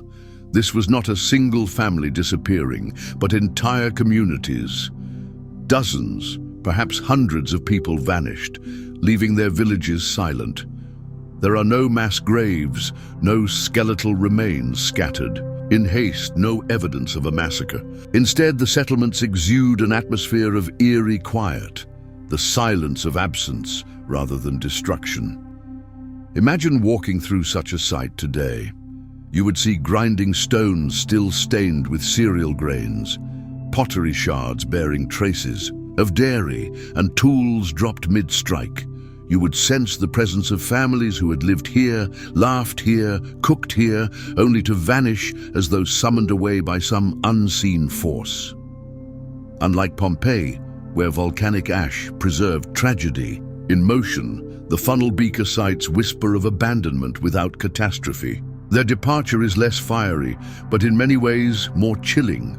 The abruptness unsettles historians because it suggests an emergency, yet the nature of that emergency remains unknown. Why would families abandon meals, leave valuable tools, and walk away from houses built with care? What drove them to leave behind everything that tied them to this land? It is this haunting question, the sense that they planned to return but never did, that makes the funnel beaker disappearance so mysterious. Scholars have proposed several theories to explain the sudden disappearance of the funnel beaker settlements in Norway. The first, and perhaps most convincing, is climate change. Around the late Neolithic, Northern Europe experienced sudden and severe shifts in weather patterns. A sharp drop in temperatures, harsher winters, and unpredictable rainfall may have devastated farming. Crops could fail year after year, leading to famine. For a society so dependent on agriculture, this would have been catastrophic. Imagine waking to frost that destroyed an entire season's harvest, leaving families with little food for the long winter. Faced with starvation, entire communities may have been forced to abandon their villages in search of more fertile lands. Another possibility is conflict with neighboring groups. The funnel beaker culture was not alone. Nearby hunter-gatherer societies may have viewed their expansion into farming territories as a threat. Competition for fertile soil, forests, or coastal fishing grounds could have sparked clashes. Archaeologists have found evidence in other regions of violent encounters between early farmers and hunter-gatherers. Perhaps in Norway, such conflict reached a breaking point, forcing funnel beaker communities to flee or merge with rival groups. A third theory involves disease. Though harder to prove, sudden outbreaks of illness could have swept through settlements, prompting survivors to abandon contaminated homes and move elsewhere. Disease often moves faster than explanation, and in prehistoric communities, without medicine or understanding of contagion, even a small outbreak could unravel entire villages. Migration itself is also a possibility. Artifacts from funnel beaker culture appear far from their original homelands, suggesting that some communities may have fled south or inland, integrating with other groups. Rather than a violent end, their disappearance may have been a rapid relocation. so sudden that meals and tools were left behind in the rush. Most likely, the truth is a combination: climate stress, weakening crops, tensions with neighbors rising, disease or disasters striking suddenly, and desperate migration as the only option. What is most unsettling is that none of these theories fully explain the abruptness of abandonment. Even under hardship, people usually prepare before moving. Yet here, they left everything as though intending to return, a haunting detail that continues to puzzle historians. The most chilling aspect of the funnel beaker mystery is not just that they disappeared, but how they did so. Their settlements were not destroyed, their possessions not looted, their monuments not toppled. Instead, it is the eerie quiet of unfinished meals, abandoned tools, and empty houses that lingers. It feels, as many archaeologists have said, as if they planned to return, but they never did. This haunting detail gives the funnel beaker people a peculiar legacy. Unlike the ruins of great empires or the monuments of pharaohs, their story is written in absence rather than presence. Their pottery lies broken in fields, their dolmens stand as silent memorials, and their empty houses whisper questions across millennia. In the stillness of these sites, we can almost feel their presence, the hum of daily life interrupted without warning, the echoes of families who never came back. What can we learn from this? Perhaps it is a reminder of fragility. Even cultures that seem stable, with farming, rituals, and strong traditions, can be undone suddenly by forces beyond their control. Climate change, conflict, and disease remain threats even in modern times. The funnel beaker disappearance shows that history does not always end with conquest or catastrophe. Sometimes it ends with silence, with families walking away and never returning. In a way, their legacy endures in the stones they raised and the pottery they crafted. Their dolmens still stand in fields across Europe, testaments to the communities that once thrived. Their pottery, simple yet elegant, connects us to the hands that shaped clay thousands of years ago. But the greatest legacy may be the mystery itself, the enduring question of why they vanished so suddenly. The funnel beaker people remind us that absence can be as powerful as presence. Their villages, abandoned yet intact, tell a story of human lives disrupted by forces unseen. And in their silence, they invite us to reflect on our own world. How secure are we really against the sudden changes of nature, conflict, or fate? Their haunting story lingers because it feels unfinished, as if one day they might yet return to claim the homes they left behind. The Indus Valley Civilization, the disappearance of a giant over 4,000 years ago, stretching across the fertile plains of the Indus River, flourished one of humanity's greatest yet least understood civilizations, the Indus Valley Civilization, also called the Harappan culture. From around 3300 BC to 1900 BC, it thrived across what is today Pakistan, northwest India, and parts of Afghanistan. At its peak, the civilization covered an area larger than ancient Egypt or Mesopotamia, making it one of the largest of the ancient world. What makes the Indus Valley so remarkable is its sophistication. Unlike many contemporaries who relied on monumental palaces or massive temples to display power, the Indus people built cities that were functional, organized, and strikingly modern. Mohenjo-Daro and Harappa, their two largest urban centers, displayed advanced city planning centuries ahead of their time. Streets were laid out in grid patterns, cutting at right angles, with neighborhoods carefully organized around wells and courtyards. Homes often had multiple stories, with brick walls strong enough to withstand time. Perhaps their greatest achievement was sanitation. While most of the ancient world lacked proper waste systems, the Indus people engineered an intricate network of drains, covered sewers, and even toilets within private homes. Wastewater flowed into channels that kept cities cleaner and healthier than many parts of Europe thousands of years later. The famous Great Bath at Mohenjo-Daro, a massive brick pool lined with bitumen to keep it watertight, may have been used for ritual bathing, showing the blend of practicality and spirituality in their lives. Their economy too was impressive. Farmers cultivated wheat, barley, cotton and dates, while herders raised cattle, sheep and goats. Craftsmen worked with copper, bronze and precious stones, producing beads, pottery and seals marked with mysterious symbols. These seals, carved with animals like bulls, elephants and unicorn-like figures, are perhaps the most enigmatic legacy of the Indus Valley. Thousands have been found, yet their script remains undeciphered, denying us direct knowledge of their language, laws or beliefs. Trade linked them with faraway regions. Goods from Mesopotamia bear Indus markings, proving that these people were connected to the wider ancient world.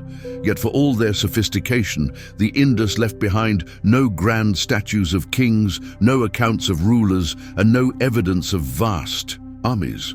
Their cities suggest a society more focused on civic organization and communal life than on conquest or monuments. The Indus Valley stands out as a civilization ahead of its time. Their urban planning, sanitation and craftsmanship reveal a society that valued order, cleanliness and efficiency. And yet, despite their brilliance, they would one day vanish almost entirely, leaving their cities empty and their script unreadable. The silence of their disappearance is as puzzling as the genius of their achievements. For centuries, the Indus Valley civilization thrived, its cities alive with trade, agriculture, and cultural life. Then, somewhere around 1900 BC, something began to change. The great urban centers, Mohenjo-Daro, Harappa, Dholavira, and many others, started to weaken. Streets that had once been swept and orderly fell into disrepair. Wells that had provided water for generations went dry. Workshops that once buzzed with artisans fell silent. And eventually, the cities were abandoned almost completely, leaving behind walls, pottery and tools, but very few signs of their people. What makes this decline so mysterious is its silence. In other civilizations, collapse is often marked by dramatic destruction, fires, battles, or invaders leaving trails of ruin. But in the Indus cities, archaeologists have found little evidence of war or sudden conquest. Mohenjo-Daro, for instance, shows no signs of violent destruction. The houses were not burned, the walls not toppled by siege. Instead, the city seems to have been slowly emptied, as though families left one by one, carrying what they could, and never returned. Even more puzzling are the clues left behind. In Mohenjo-Daro, archaeologists uncovered skeletons lying in the streets, some in groups, others alone, as if struck by sudden tragedy. Yet these were not mass graves of war. The bodies carried no weapons or armor, no marks of organized battle. Some scholars once imagined dramatic massacres, but evidence suggests otherwise. These people may have died during the city's decline, victims of disease, starvation, or social breakdown. Still, the image is haunting. The dead left where they fell, a once great city reduced to silence. The decline was not limited to one city. Across the Indus Valley, settlements shrank or shifted. The once mighty urban centers gave way to smaller rural villages. Trade routes collapsed, craft production dwindled, and the undeciphered seals that once carried the civilization's symbols disappeared. Within a few centuries, the grand cities that had rivaled Egypt and Mesopotamia in scale were gone. One of the most haunting aspects of the Indus decline is the sense of unfinished life. Pottery shards lie scattered as though dropped mid-use. Granaries still hold remnants of grain, suggesting people expected to return for their food. Streets carry the faint imprints of carts and feet that never came back. Like the abandoned homes of the funnel beaker people in Europe, the Indus cities feel as though they were left in haste, their people walking away with the intention of returning, but never doing so. Unlike Egypt, where pharaohs left records, or Mesopotamia, where scribes recorded daily life, the Indus left us no written testimony. Their script, still undeciphered, is silent about their fate. This absence of voice makes their decline all the more haunting. A great civilization that spanned centuries and supported millions of people simply faded away, its cities abandoned, its culture dispersed, and its language locked in silence. The disappearance of the Indus Valley civilization has puzzled historians for more than a century. Unlike the fall of Rome or the collapse of the Mayans, where wars and written records left clear traces, the Indus left behind only silent ruins. To understand why such an advanced society suddenly declined, scholars have pieced together clues. From geology, archaeology, and ancient texts, what emerges is not a single explanation, but a set of overlapping theories: climate change, shifting rivers, possible conflict, and even disease. One of the most widely accepted causes is climate change. Geological studies show that around 2000 BC, the monsoon rains that had watered the fertile Indus plains began to weaken. The rivers that had once flooded gently each year, depositing rich soil for crops, now dried or shrank. Extended droughts devastated agriculture. Without stable harvests, famine spread. Farmers abandoned their fields, herders lost cattle, and cities dependent on food surpluses began to empty. In a civilization built on agriculture, the failure of rains was nothing less than catastrophic. Linked to this was the shifting of rivers. The Sarasvati River, celebrated in ancient Indian texts, once flowed strongly through Indus territories, but geological evidence suggests it gradually dried up or changed its course during the period of decline. Likewise, the Indus itself altered its flow, flooding some areas while depriving others of water. Imagine living in a city like Harappa, built carefully along riverbanks, only to see the river disappear or turn away. The lifeline of trade, water, and farming was suddenly gone, leaving no choice but to leave. For much of the 19th and 20th centuries, another theory dominated: the Aryan invasion theory. Early scholars believed that nomadic Indo-Aryan tribes swept into the region around 1500 BC, destroying Indus cities and replacing their culture. However, modern archaeology has found little evidence of widespread violent conquest.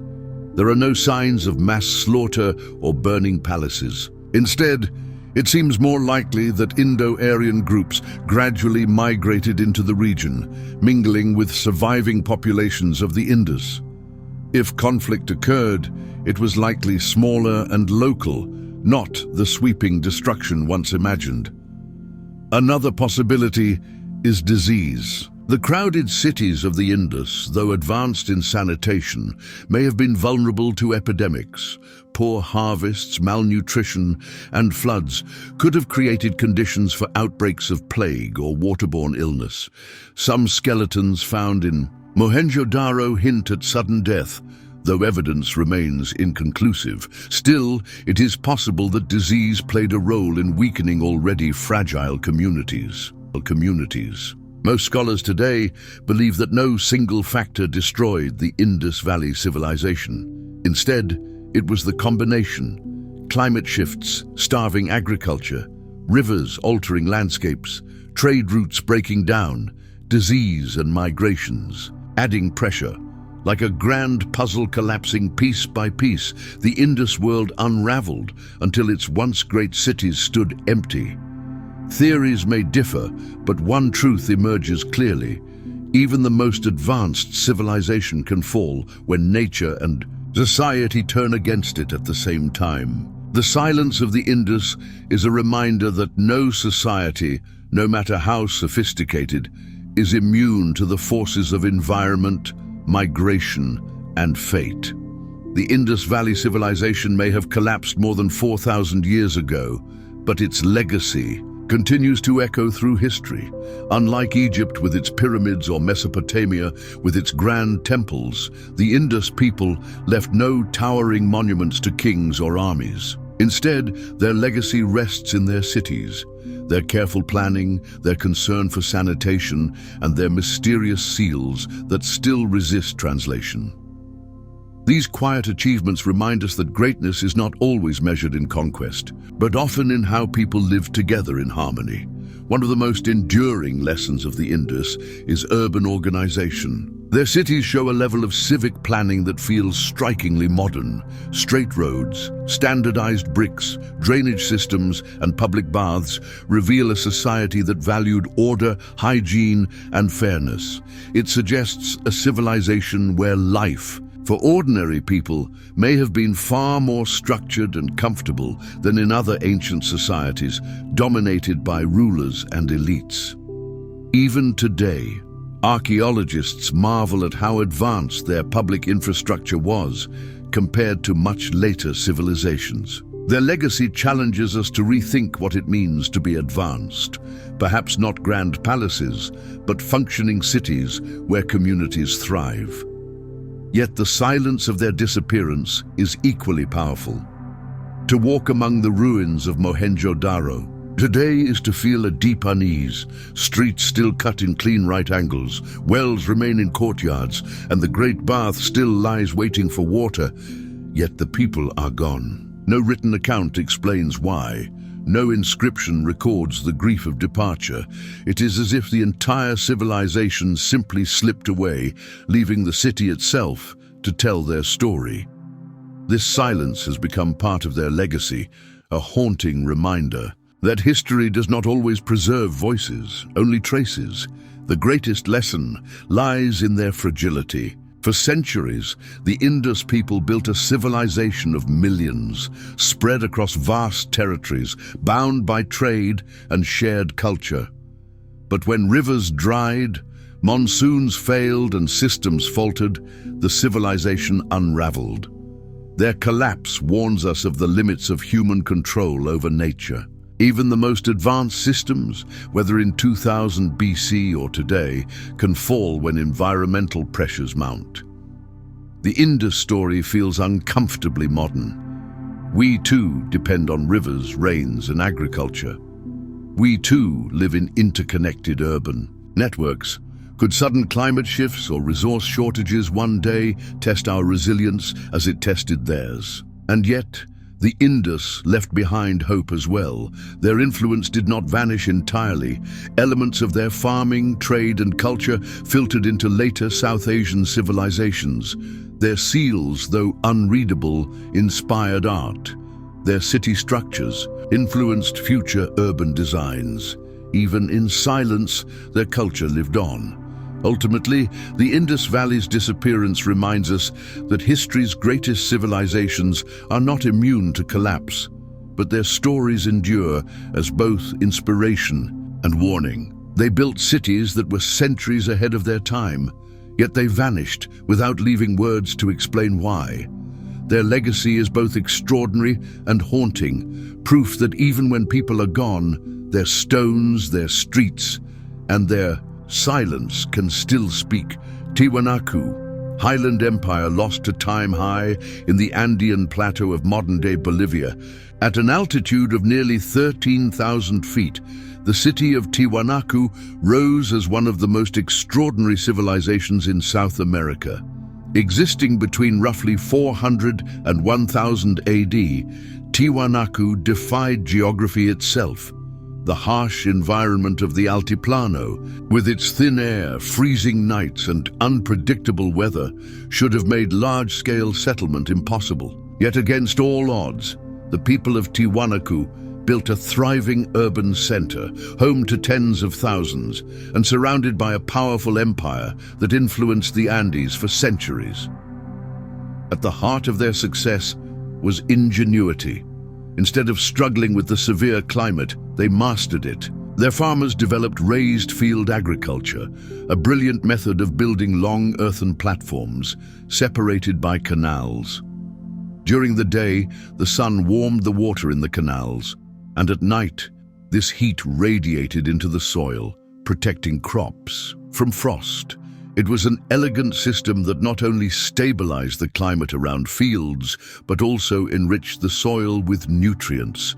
This technique allowed them to grow potatoes, quinoa, maize, and beans in an environment where ordinary farming would have failed. It was agriculture designed in harmony with the land, and it sustained a population large enough to support a powerful city. Tiwanaku's architecture was equally remarkable. The city's temples, plazas, and gateways were built from massive stone blocks carved with astonishing precision. Structures like the Gateway of the Sun, a monolithic stone arch carved from a single block, stand as testimony to their skill. The blocks fit so tightly together that even a knife blade cannot slip between them.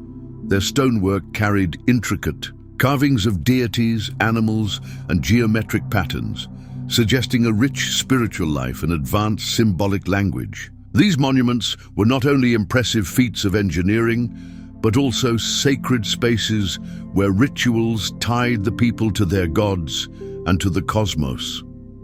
Daily life in Tiwanaku must have been vibrant.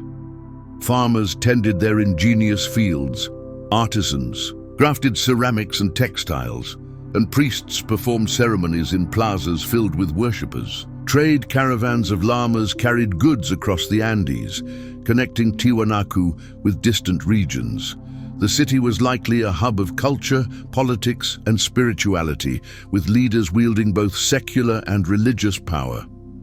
To outsiders, Tiwanaku seemed a marvel, a city that had tamed the unforgiving highlands and turned them into a center of power. For centuries, it flourished, expanding its influence across Bolivia, Peru, and Chile.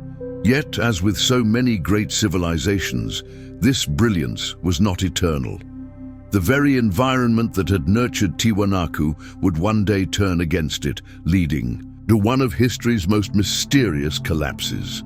For all its brilliance, Tiwanaku was never free from challenges. Its success depended on delicate balances of water, soil, and climate that could shift suddenly in the high Andean plateau.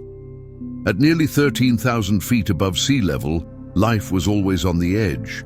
Days could be bright and sunny, but nights dropped below freezing. Summers brought rains that flooded the plains, while winters risked devastating droughts. The people of Tiwanaku had engineered clever solutions, but these solutions required constant maintenance and stability. Beneath the surface of their prosperity, cracks were beginning to appear. One of the main pressures was population growth.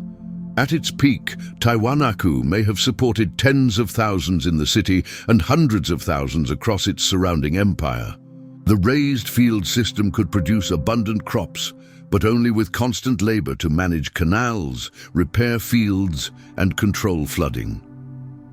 As the population expanded, demands on farmland grew heavier. More land was cleared, more fields built, and more canals dug. Over time, the delicate ecological balance may have been stretched to its limits. Another challenge was resource stress. Tiwanaku's monumental architecture required enormous amounts of stone, labor, and timber. Even though the Altiplano had few forests, the demand for wood, for construction, tools, and fuel increased steadily.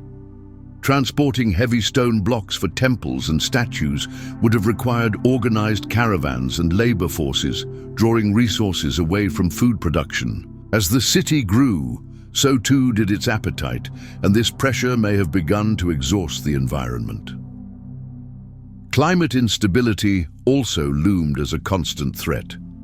The raised field system depended on consistent rainfall to keep canals filled and crops alive, but geological studies of lake sediments near Lake Titicaca suggest that Tiwanaku's period of prosperity was interrupted by cycles of drought and flooding. Even a slight shift in rainfall could upset their system. Imagine farmers waking to fields cracked and dry, canals empty, and food supplies dwindling.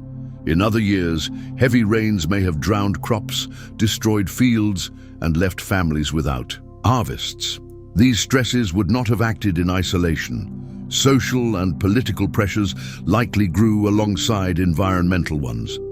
A city of Tiwanaku's size required central authority to organize labor, redistribute food, and keep peace. If harvests failed or resources dwindled, people may have begun to lose faith in their leaders. Priests and rulers who claimed divine power to control nature would have faced growing criticism when rituals no longer brought rain or prosperity. Internal divisions could have widened, weakening the cohesion that once made the empire so strong. Archaeological evidence supports this picture. Abandoned fields lie scattered across the Altiplano, their canals choked with dust and their platforms cracked. Excavations within the city show signs of disruption, unfinished construction projects, tools left behind and homes deserted. The monumental plazas and temples, once filled with ceremonies, fell silent. Ritual fires burned no longer, and the carved stone idols stood alone, guardians of a city without worshippers. Interestingly, there is little evidence of violent invasion or war. Unlike other civilizations brought down by enemies, Tiwanaku's fall seems largely internal, driven by environmental stress. Skeletal remains do not show widespread battle injuries, and the city's walls do not bear the scars of siege. Instead, the picture that emerges is one of gradual abandonment under desperate conditions. Hunger, disease, and disillusionment likely weakened the population until the city could no longer sustain itself. Some archaeologists suggest that political instability accelerated the decline. As food shortages grew, the ruling elite, who were seen as mediators with the gods, would have lost credibility. When rituals failed to bring rain, faith in leaders crumbled.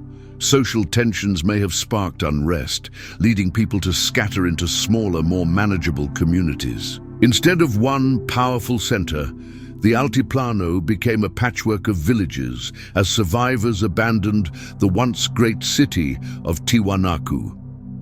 The collapse was not a single dramatic event, like a volcanic eruption or sudden invasion. It was slower, quieter, and in many ways more haunting. Families likely left in waves, some moving to lower valleys, others absorbed into neighboring cultures. What had been a powerful urban civilization gradually dissolved into silence. By the time Spanish chroniclers heard of the site centuries later, Tiwanaku was already a ruin, its purpose forgotten, its stones cloaked in mystery. In the end, Tiwanaku's fall was a story of environment overpowering human ingenuity. Even with their advanced farming systems and monumental architecture, they could not escape the grip of climate change. The drought turned their fertile empire into barren plains, and the city that once seemed eternal was abandoned, its stones left to endure the winds of the Altiplano. Though Tiwanaku collapsed more than 1,000 years ago, its legacy remains powerful, both in the Andes and in the wider study of human history. The ruins that still stand on the Bolivian Altiplano, massive stone gateways, intricately carved idols, and traces of once thriving fields, remind us that this was no ordinary settlement. Tiwanaku was a center of innovation, spirituality, and resilience, and though it fell, its influence lived on, shaping future civilizations and offering lessons that remain relevant even today. One of Tiwanaku's most enduring legacies was its influence on the Inca Empire. The Inca, who rose centuries later and built one of the largest empires in the pre-Columbian Americas, inherited much from Tiwanaku's traditions. The Inca admired Tiwanaku's stonework and ceremonial plazas, adopting similar styles in their own architecture. Religious practices and agricultural techniques such as terrace farming and water management also carried echoes of Tiwanaku's ingenuity. In many ways, the Inca saw themselves as heirs to Tiwanaku's greatness, keeping alive the memory of the Highland Empire even as they built their own. Culturally, Tiwanaku left behind symbols that remain sacred in the Andes. The gateway of the sun, with its enigmatic carvings of deities and celestial imagery, still inspires awe and speculation. Was it an astronomical calendar, a portal to the gods, or a symbol of unity? Whatever its meaning, it reveals a people deeply connected to both the heavens and the earth, a society that sought order in the cosmos as much as in their fields. These spiritual traditions endured long after the city fell, woven into the beliefs of Andean peoples for centuries. But perhaps Tiwanaku's greatest lesson lies in its fragility. Despite their brilliance, the people of Tiwanaku could not withstand the power of nature. Their collapse under prolonged drought is a stark reminder of how vulnerable even the most advanced civilizations are to environmental change. Their story feels hauntingly modern. Today, as we face global challenges such as climate shifts, resource depletion, and population pressures, the fall of Tiwanaku resonates as a cautionary tale. Could our own cities, advanced and interconnected though they are, one day face the same fate? Yet the legacy is not only warning, but also inspiration. The raised field agriculture of Tiwanaku, long abandoned after their collapse, has been revived in modern Bolivia and Peru with remarkable success. Farmers using these ancient techniques have found them more resilient to climate fluctuations than modern methods. This rediscovery shows that the ingenuity of Tiwanaku was not lost forever, but continues to offer solutions even in our own time. Ultimately, Tiwanaku's legacy is one of brilliance shadowed by fragility.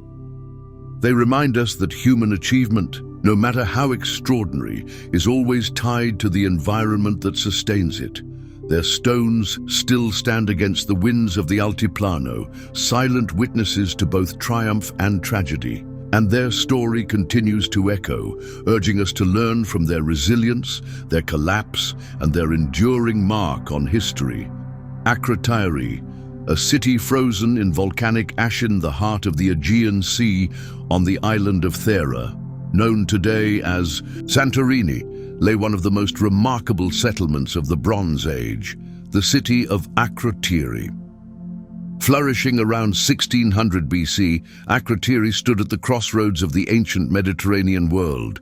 Its harbors welcomed ships from Crete, Egypt, Anatolia, and mainland Greece, making it a thriving hub of trade and cultural exchange.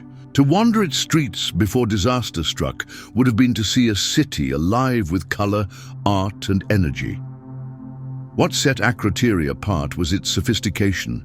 Its homes were not crude huts, but elegant multi-story stone buildings, some rising 2 or 3 levels high. They were decorated with balconies, staircases, and large windows that let in light. Inside, walls were adorned with stunning frescoes, among the most vivid and beautiful of the ancient world. These paintings showed scenes of daily life, nature, and rituals. Blue monkeys climbing trees, dolphins leaping in the sea, lilies in bloom, and ships sailing across calm waters. Unlike the stark ruins of many ancient cities, Akrotiri was bursting with artistic vitality, reflecting both wealth and imagination. The people of Akrotiri lived in comfort and organization. Sophisticated drainage systems carried wastewater away, while indoor plumbing provided fresh water. Streets were laid out with care, lined with workshops, markets, and storage rooms. Traders sold pottery, textiles, and metal goods, while fishermen brought in fresh catches from the Aegean. Farmers from the countryside brought grapes, olives, and grain to market, fueling both local consumption and export. The city's prosperity was tied not only to trade, but also to its fertile volcanic soil, which nourished crops and vineyards that gave Santorini a reputation for abundance. Akrotiri was also deeply connected to the Minoan civilization of Crete. Though it stood on a different island, its art, religion, and architecture bore clear Minoan influence. Frescoes depicted ceremonial processions, women in elaborate dresses, and priests engaged in rituals, suggesting a society steeped in spirituality and order. The absence of grand palaces or defensive walls hints at a community that relied more on trade and cultural ties than on military power. In this sense, Akrotiri was not just a city, but part of a broader Mediterranean world where ideas, goods, and beliefs flowed freely. Life here must have felt secure, even idyllic. Families lived in homes filled with beauty, surrounded by art, cared for by systems that provided sanitation and stability. Merchants traveled across the sea, bringing back exotic goods and stories from distant lands. Farmers cultivated the fertile soil, while priests and artisans enriched the cultural life of the city.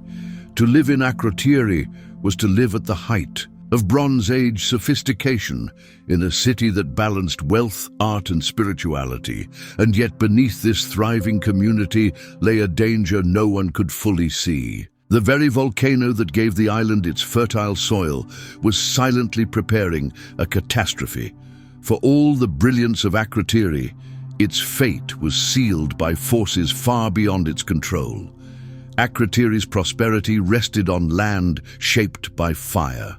The volcanic island of Thera gave the settlement its fertile soil and strategic harbors, but beneath its beauty lay immense geological power. For centuries, the volcano slept quietly, its slopes covered with vineyards and olive groves, its presence a natural part of the landscape.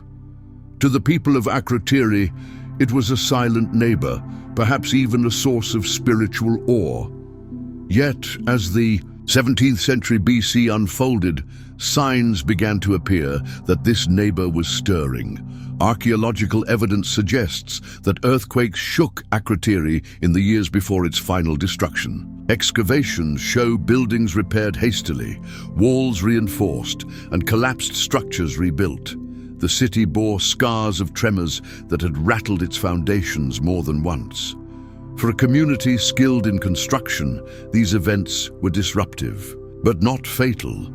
People cleared debris, repaired their homes, and resumed their lives, confident in their ability to endure. After all, earthquakes were not unusual in the Aegean, and generations had learned to live with them. But these quakes may have been the first whispers of something far greater. As volcanic pressure built beneath Thera, the land itself grew unstable. Scientists studying the island's geology believe that gas emissions, ground swelling, and minor eruptions may have accompanied the earthquakes. To the people of Akrotiri, such signs might have been unsettling, but without modern science, they could not have understood the scale of the danger. Perhaps priests reassured the populace with rituals, or perhaps some residents already felt uneasy, leaving their homes quietly before the end. Evidence within the ruins suggests an orderly evacuation may have occurred. Unlike Pompeii, where bodies were preserved in volcanic ash, Akrotiri has yielded no human remains, nor have archaeologists found large amounts of personal valuables left behind. Instead, the city appears abandoned, as though its residents had time to gather their belongings and flee. Cooking pots sit empty, jars once filled with grain are sealed but unused, and furniture remains in place, waiting for owners who never returned. It is as if the people of Akrotiri had been given a warning, not clear enough to save the city, but long enough to save lives. Still, even as some families may have left, many others must have stayed. Daily life continued, markets reopened, and ships sailed from the harbor. The earthquakes, while frightening, were survivable, and people had faith in the resilience of their community. What they could not know was that these tremors were precursors to one of the most violent volcanic eruptions in recorded history. The fragility of Akrotiri lay not in its people or their ingenuity, but in the land itself. No matter how advanced their art, architecture, or trade networks, they lived on the slopes of a giant that was preparing to awaken. The volcano had shaped their prosperity, but it would also destroy it. When it finally erupted, it changed not only Akrotiri's fate, but the entire Mediterranean world. Sometime around 1600 BC, the earth beneath Thera roared to life. What had been a series of unsettling tremors turned into one of the most powerful volcanic eruptions in human history. The volcano that had long nurtured Akrotiri's fertile soil unleashed its fury in a cataclysm that would erase the city from sight and send shockwaves across the ancient world. The eruption unfolded in violent stages. First came a deafening explosion that split the sky as a colossal column of ash and pumice rose miles above the island. Day turned to night in moments, the sun blotted out by a black cloud that spread across the Aegean. Falling ash blanketed the city, roofs collapsed under its weight, and the once bright frescoed walls were plunged into darkness. Imagine families stumbling through streets already covered in grey dust, the air thick and choking, every breath a struggle. Then came the pyroclastic flows, superheated clouds of ash, gas and rock that raced down the slopes of the volcano at terrifying speed. These burning avalanches consumed everything in their path, burying houses, temples and marketplaces beneath layers of molten debris. The people who had remained behind, perhaps believing the danger had passed after earlier earthquakes, now faced certain death. The city itself was sealed in an instant, preserved beneath meters of volcanic ash, frozen in time as though waiting to be rediscovered thousands of years later. But the destruction did not end there.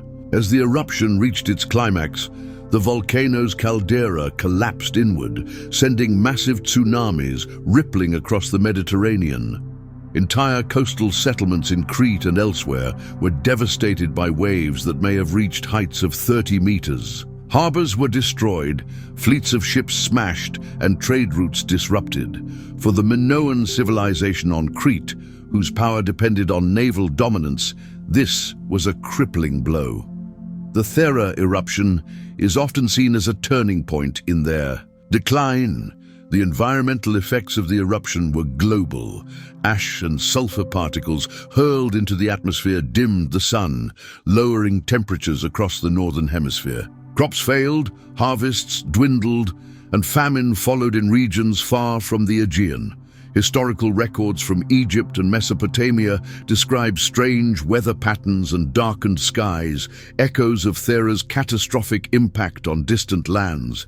Akrotiri itself vanished entirely beneath this devastation. Unlike Pompeii, where human remains told the story of lives cut short, Akrotiri's ruins contained no bodies, suggesting that many residents had indeed fled before the eruption's peak. But the city they left behind was lost forever. Homes, workshops, frescoes, and temples were sealed beneath ash, perfectly preserved, yet utterly silenced. What had once been a bustling hub of Bronze Age culture was reduced to an empty shell beneath volcanic debris. The disappearance of Akrotiri was as sudden as it was complete. In the space of days, perhaps even hours, one of the most sophisticated cities of the ancient world was wiped from existence. And yet, in its burial lay its preservation, a city frozen in time, awaiting the moment when future generations would uncover its story. For over 3,000 years, the ruins of Akrotiri lay hidden beneath volcanic ash, forgotten by history and remembered only in faint whispers of legend. Then in 1967, archaeologists began excavations on Santorini and made one of the most astonishing discoveries of the modern age. Beneath layers of pumice and hardened ash, they uncovered streets, houses, frescoes, and artifacts preserved with remarkable clarity. Unlike many ancient ruins eroded by time, Akrotiri had been sealed like a time capsule. Every wall, every painting, every pot spoke of a vibrant city, frozen in its final moments. The frescoes were among the most breathtaking finds. Brilliantly colored murals depicted dolphins leaping through blue waters, monkeys climbing among trees, and delicate lilies blooming in spring. Other scenes showed fleets of ships, ceremonial gatherings, and daily life, young people carrying vases, women in flowing dresses, fishermen with their catch.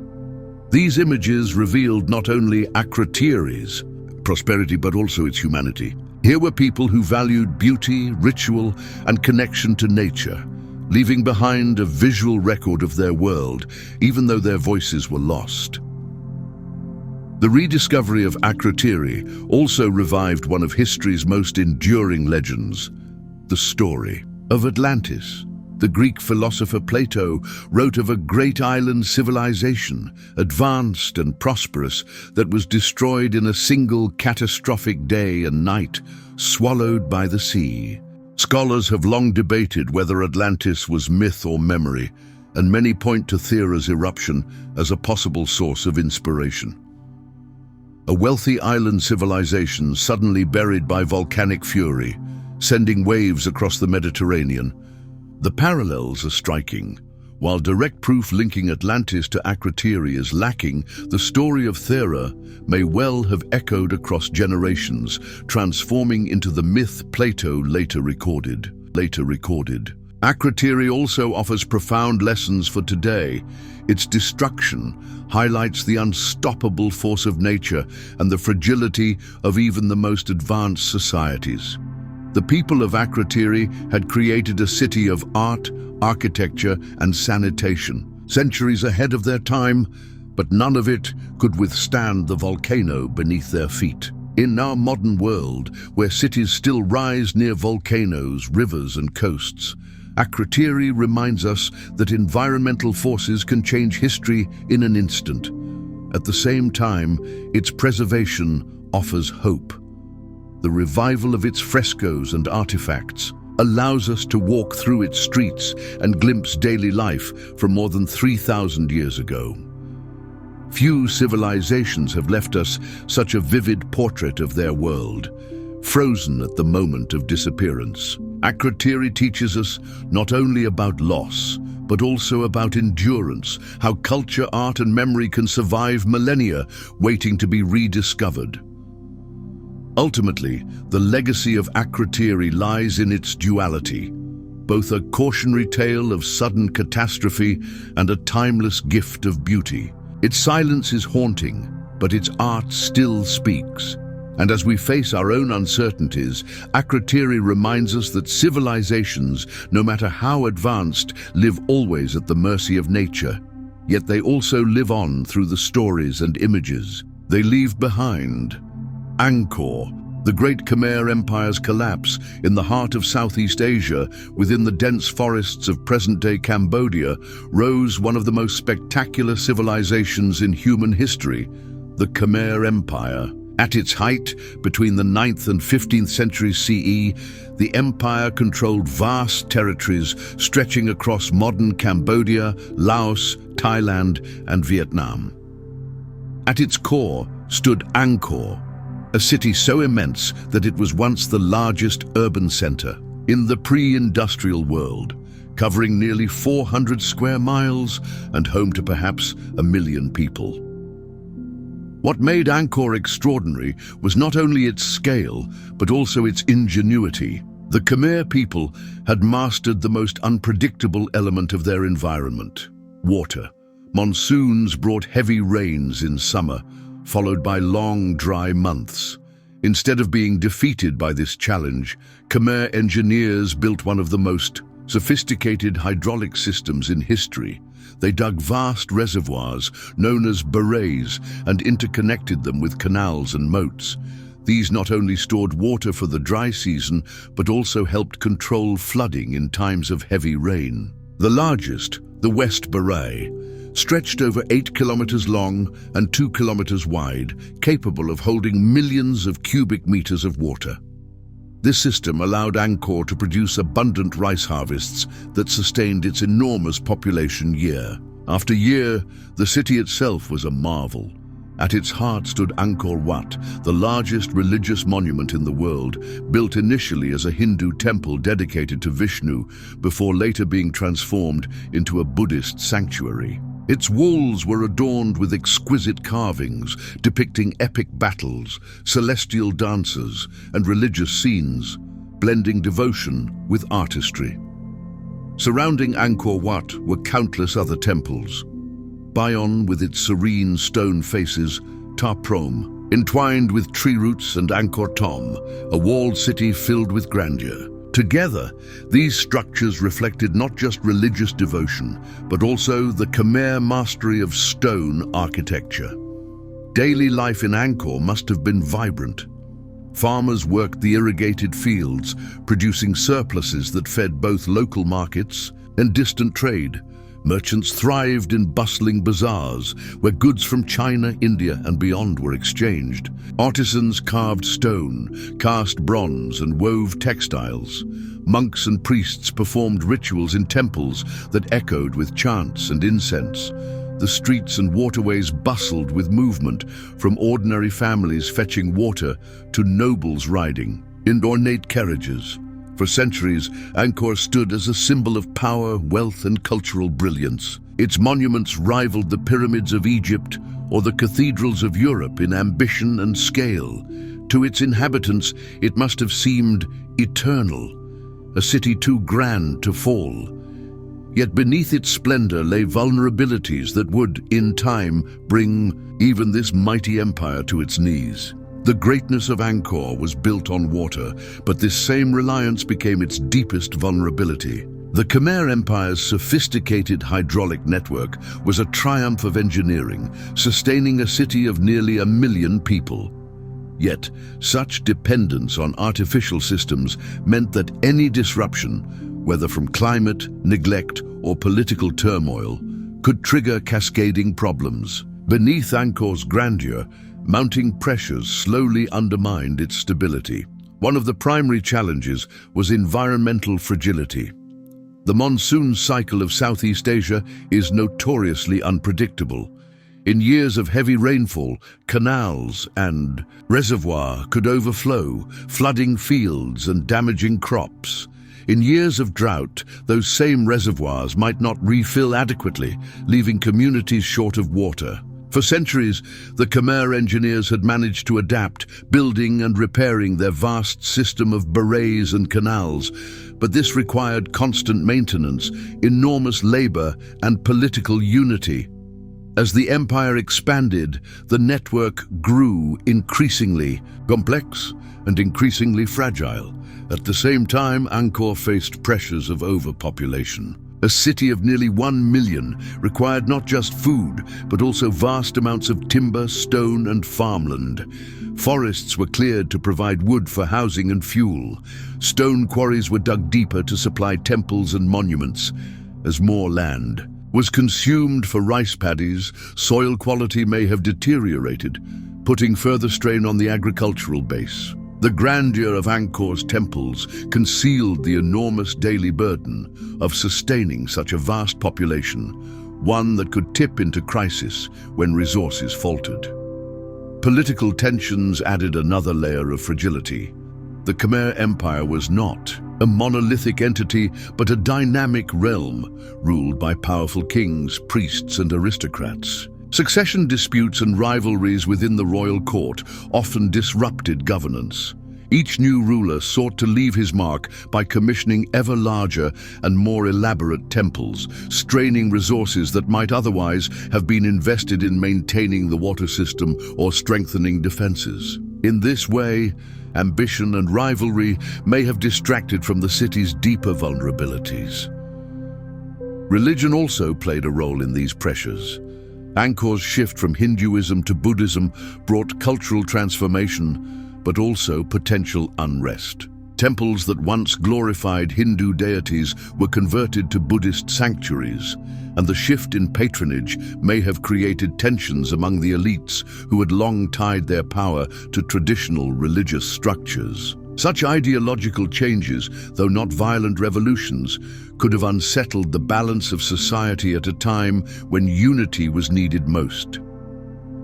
These combined pressures meant that Angkor, for all its splendor, rested on a knife's edge.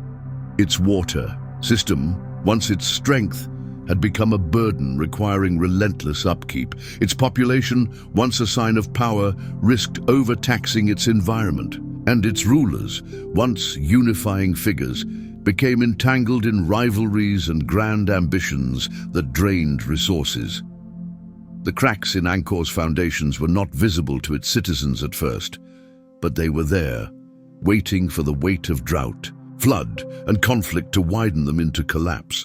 By the early 14th century, the cracks in Angkor's grand foundations had become impossible to ignore. The city, that had once stood as the beating heart of the Khmer Empire, began to falter under a combination of natural disasters, social unrest, and foreign pressure. Unlike some civilizations that vanished overnight in a single catastrophic event, Angkor's decline was a drawn-out process, a slow unraveling of a once great empire. One of the most decisive factors was climate change. Geological and tree ring evidence from the region shows that Southeast Asia experienced a series of prolonged droughts during the 14th and 15th centuries, interspersed with years of violent monsoons. For a city so dependent on its elaborate hydraulic system, this was devastating. In dry years, reservoirs and canals failed to provide enough water to irrigate crops. In wet years, the same network was overwhelmed by floods, breaking dams and clogging channels with silt. Farmers could not rely on steady harvests, and food insecurity spread. The breakdown of the water system triggered deeper consequences. Once, the pride of Khmer engineering, the canals and reservoirs became liabilities as they fell into disrepair. Without regular upkeep, canals silted up, embankments eroded, and water management collapsed. As rice production declined, the enormous population of Angkor could no longer be sustained. Hunger and disease likely spread through the city, pushing families to abandon their homes and migrate to smaller, more sustainable communities. At the same time, Angkor faced mounting political and military pressures. Internally, power struggles among the Khmer elite weakened unity. Resources that could have gone toward repairing infrastructure were consumed by rivalry, temple construction, and courtly disputes. Externally, the empire faced increasing threats from neighboring kingdoms. By the 15th century, the growing power of Ayutthaya, a rising Siamese state to the west, directly challenged Khmer dominance. Historical accounts suggest that Angkor was attacked and possibly sacked by Ayutthaya forces around 1431. While Angkor's decline had already been underway for decades, this invasion may have delivered the final blow, forcing survivors to abandon the once glorious city. The process of desertion was gradual but relentless. Streets that had once been filled with merchants, monks, and farmers grew silent. Temples, once the center of religious devotion, were overtaken by encroaching jungle. The once glittering Angkor Wat remained a sacred site, but much of the city around it fell into ruin. By the late 15th century, the Khmer capital had shifted south toward Phnom Penh, leaving Angkor behind as a ghost city swallowed by nature. What makes Angkor's collapse particularly haunting is that it was not the work of a single disaster, but of many forces converging. Droughts weakened the food supply, floods destroyed infrastructure, political divisions eroded leadership, and foreign invasions exploited vulnerabilities. It was a domino effect, each problem magnifying the others until the weight was too much for the empire to bear. By the time Europeans reached Southeast Asia centuries later, Angkor was already a legend, its jungle-clad temples mistaken for ruins of a lost world. Yet behind the overgrown stones lay the memory of a real civilization, undone not by a single enemy, but by the relentless pressures of both nature and human frailty. Though Angkor fell into decline centuries ago, its story did not end in silence. Hidden beneath dense jungle, its great temples endured as moss-covered ruins until they were rediscovered by Western explorers in the 19th century. Of course, Angkor was never truly forgotten. Buddhist monks had continued to worship at Angkor Wat for centuries after the city's decline. Yet for the wider world, the scale and sophistication of Angkor's ruins came as a revelation. When French archaeologists began systematic excavations in the 1800s, they uncovered not just temples, but an entire urban complex with roads, reservoirs, and waterways stretching farther than anyone had imagined. The rediscovery of Angkor reshaped the world's understanding of Southeast Asian history. For a long time, Western scholars had assumed that only civilizations like Egypt, Greece, or China could produce monuments of such scale. Angkor shattered those assumptions. The Khmer Empire had built not just temples, but a vast, planned metropolis supported by advanced engineering and agriculture. Its ruins testified to the creativity, resilience, and ambition of Southeast Asia's ancient peoples, demanding recognition alongside the great civilizations of the world. Culturally, Angkor remains a powerful symbol of Cambodian identity. The image of Angkor Wat appears on the national flag, standing as a reminder of both past greatness and resilience. Millions of tourists visit the site each year, walking among the towering stone faces of Bayon or the tree-entwined walls of Ta Prohm, marveling at a city that once stood as the heart of an empire. For Cambodians, Angkor is more than ruins. It is a living connection to their ancestors, their artistry, and their enduring spirit. But Angkor's story is also a warning. Its collapse shows how even the most advanced societies can be undone when environmental pressures and political fragility converge. The Khmer mastery of water was extraordinary, but over-reliance on this system made them vulnerable to climate swings they could not control. Today, as modern nations confront rising seas, shifting weather patterns, and overpopulation, Angkor's decline feels uncannily relevant. Its ruins remind us that no civilization, however sophisticated, is immune to the forces of nature and the consequences of human mismanagement. Yet Angkor also offers inspiration. Recent studies using LiDAR, aerial laser scanning, have revealed vast sections of the ancient city still hidden beneath the forest canopy, neighborhoods, temples, and canals that add new depth to our understanding of Khmer ingenuity. Conservation efforts now seek to protect these monuments from modern threats such as over-tourism and climate change, ensuring that Angkor's lessons endure. Ultimately, the legacy of Angkor is one of both triumph and fragility. Its temples still rise proudly from the jungle, silent witnesses to the rise and fall of a civilization that once seemed invincible. They remind us that greatness is always fragile, that human brilliance is inseparably tied to the environment, and that the lessons of the past are never far from the challenges of the present. Throughout history, entire civilizations have risen in brilliance and then slipped into silence. From the Viking villages of Greenland, abandoned to the cold winds and creeping ice, to Doggerland, a fertile land swallowed by the unforgiving sea. From the sudden terror of Tambora, where a single eruption erased a kingdom overnight, to the haunting streets of Cahokia, once larger than medieval London yet left eerily empty, and further still, the Indus Valley, a civilization of millions, whose people built great cities with advanced planning and sanitation, only to disappear without leaving behind a single decipherable word.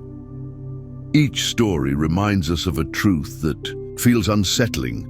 Thriving societies can vanish faster than we imagine. It may be famine, flood, drought, invasion, or the slow grinding of environmental change. It may be sudden catastrophe, like Akrotiri buried beneath ash, or a long, quiet decline, like Angkor overtaken by jungle and time. Again and again, the pattern repeats. Greatness built on fragile foundations, undone by forces beyond control, and yet, within these losses lies wonder. The ruins left behind, a broken seal in Mohenjo-Daro, a temple hidden beneath Cambodian, Forests, a warship discovered under Mediterranean waters, give us glimpses of worlds that once thrived. They challenge us to listen closely to the echoes of the past and ask what lessons we are willing to learn. Because if climate shifts, overpopulation, or resource pressures could undo them, could they not, one day, undo us too? Which of these mysteries intrigued you the most? Was it the eerie silence of Viking Greenland, the sudden disappearance of the Funnel Beaker people, the sea-swallowed world of Doggerland, or the grandeur of Angkor fading into the jungle? Or perhaps it was the Indus Valley, where millions of voices remain locked behind an undeciphered script? Each vanished world offers both fascination and warning, leaving us to wonder how fragile our own achievements may be.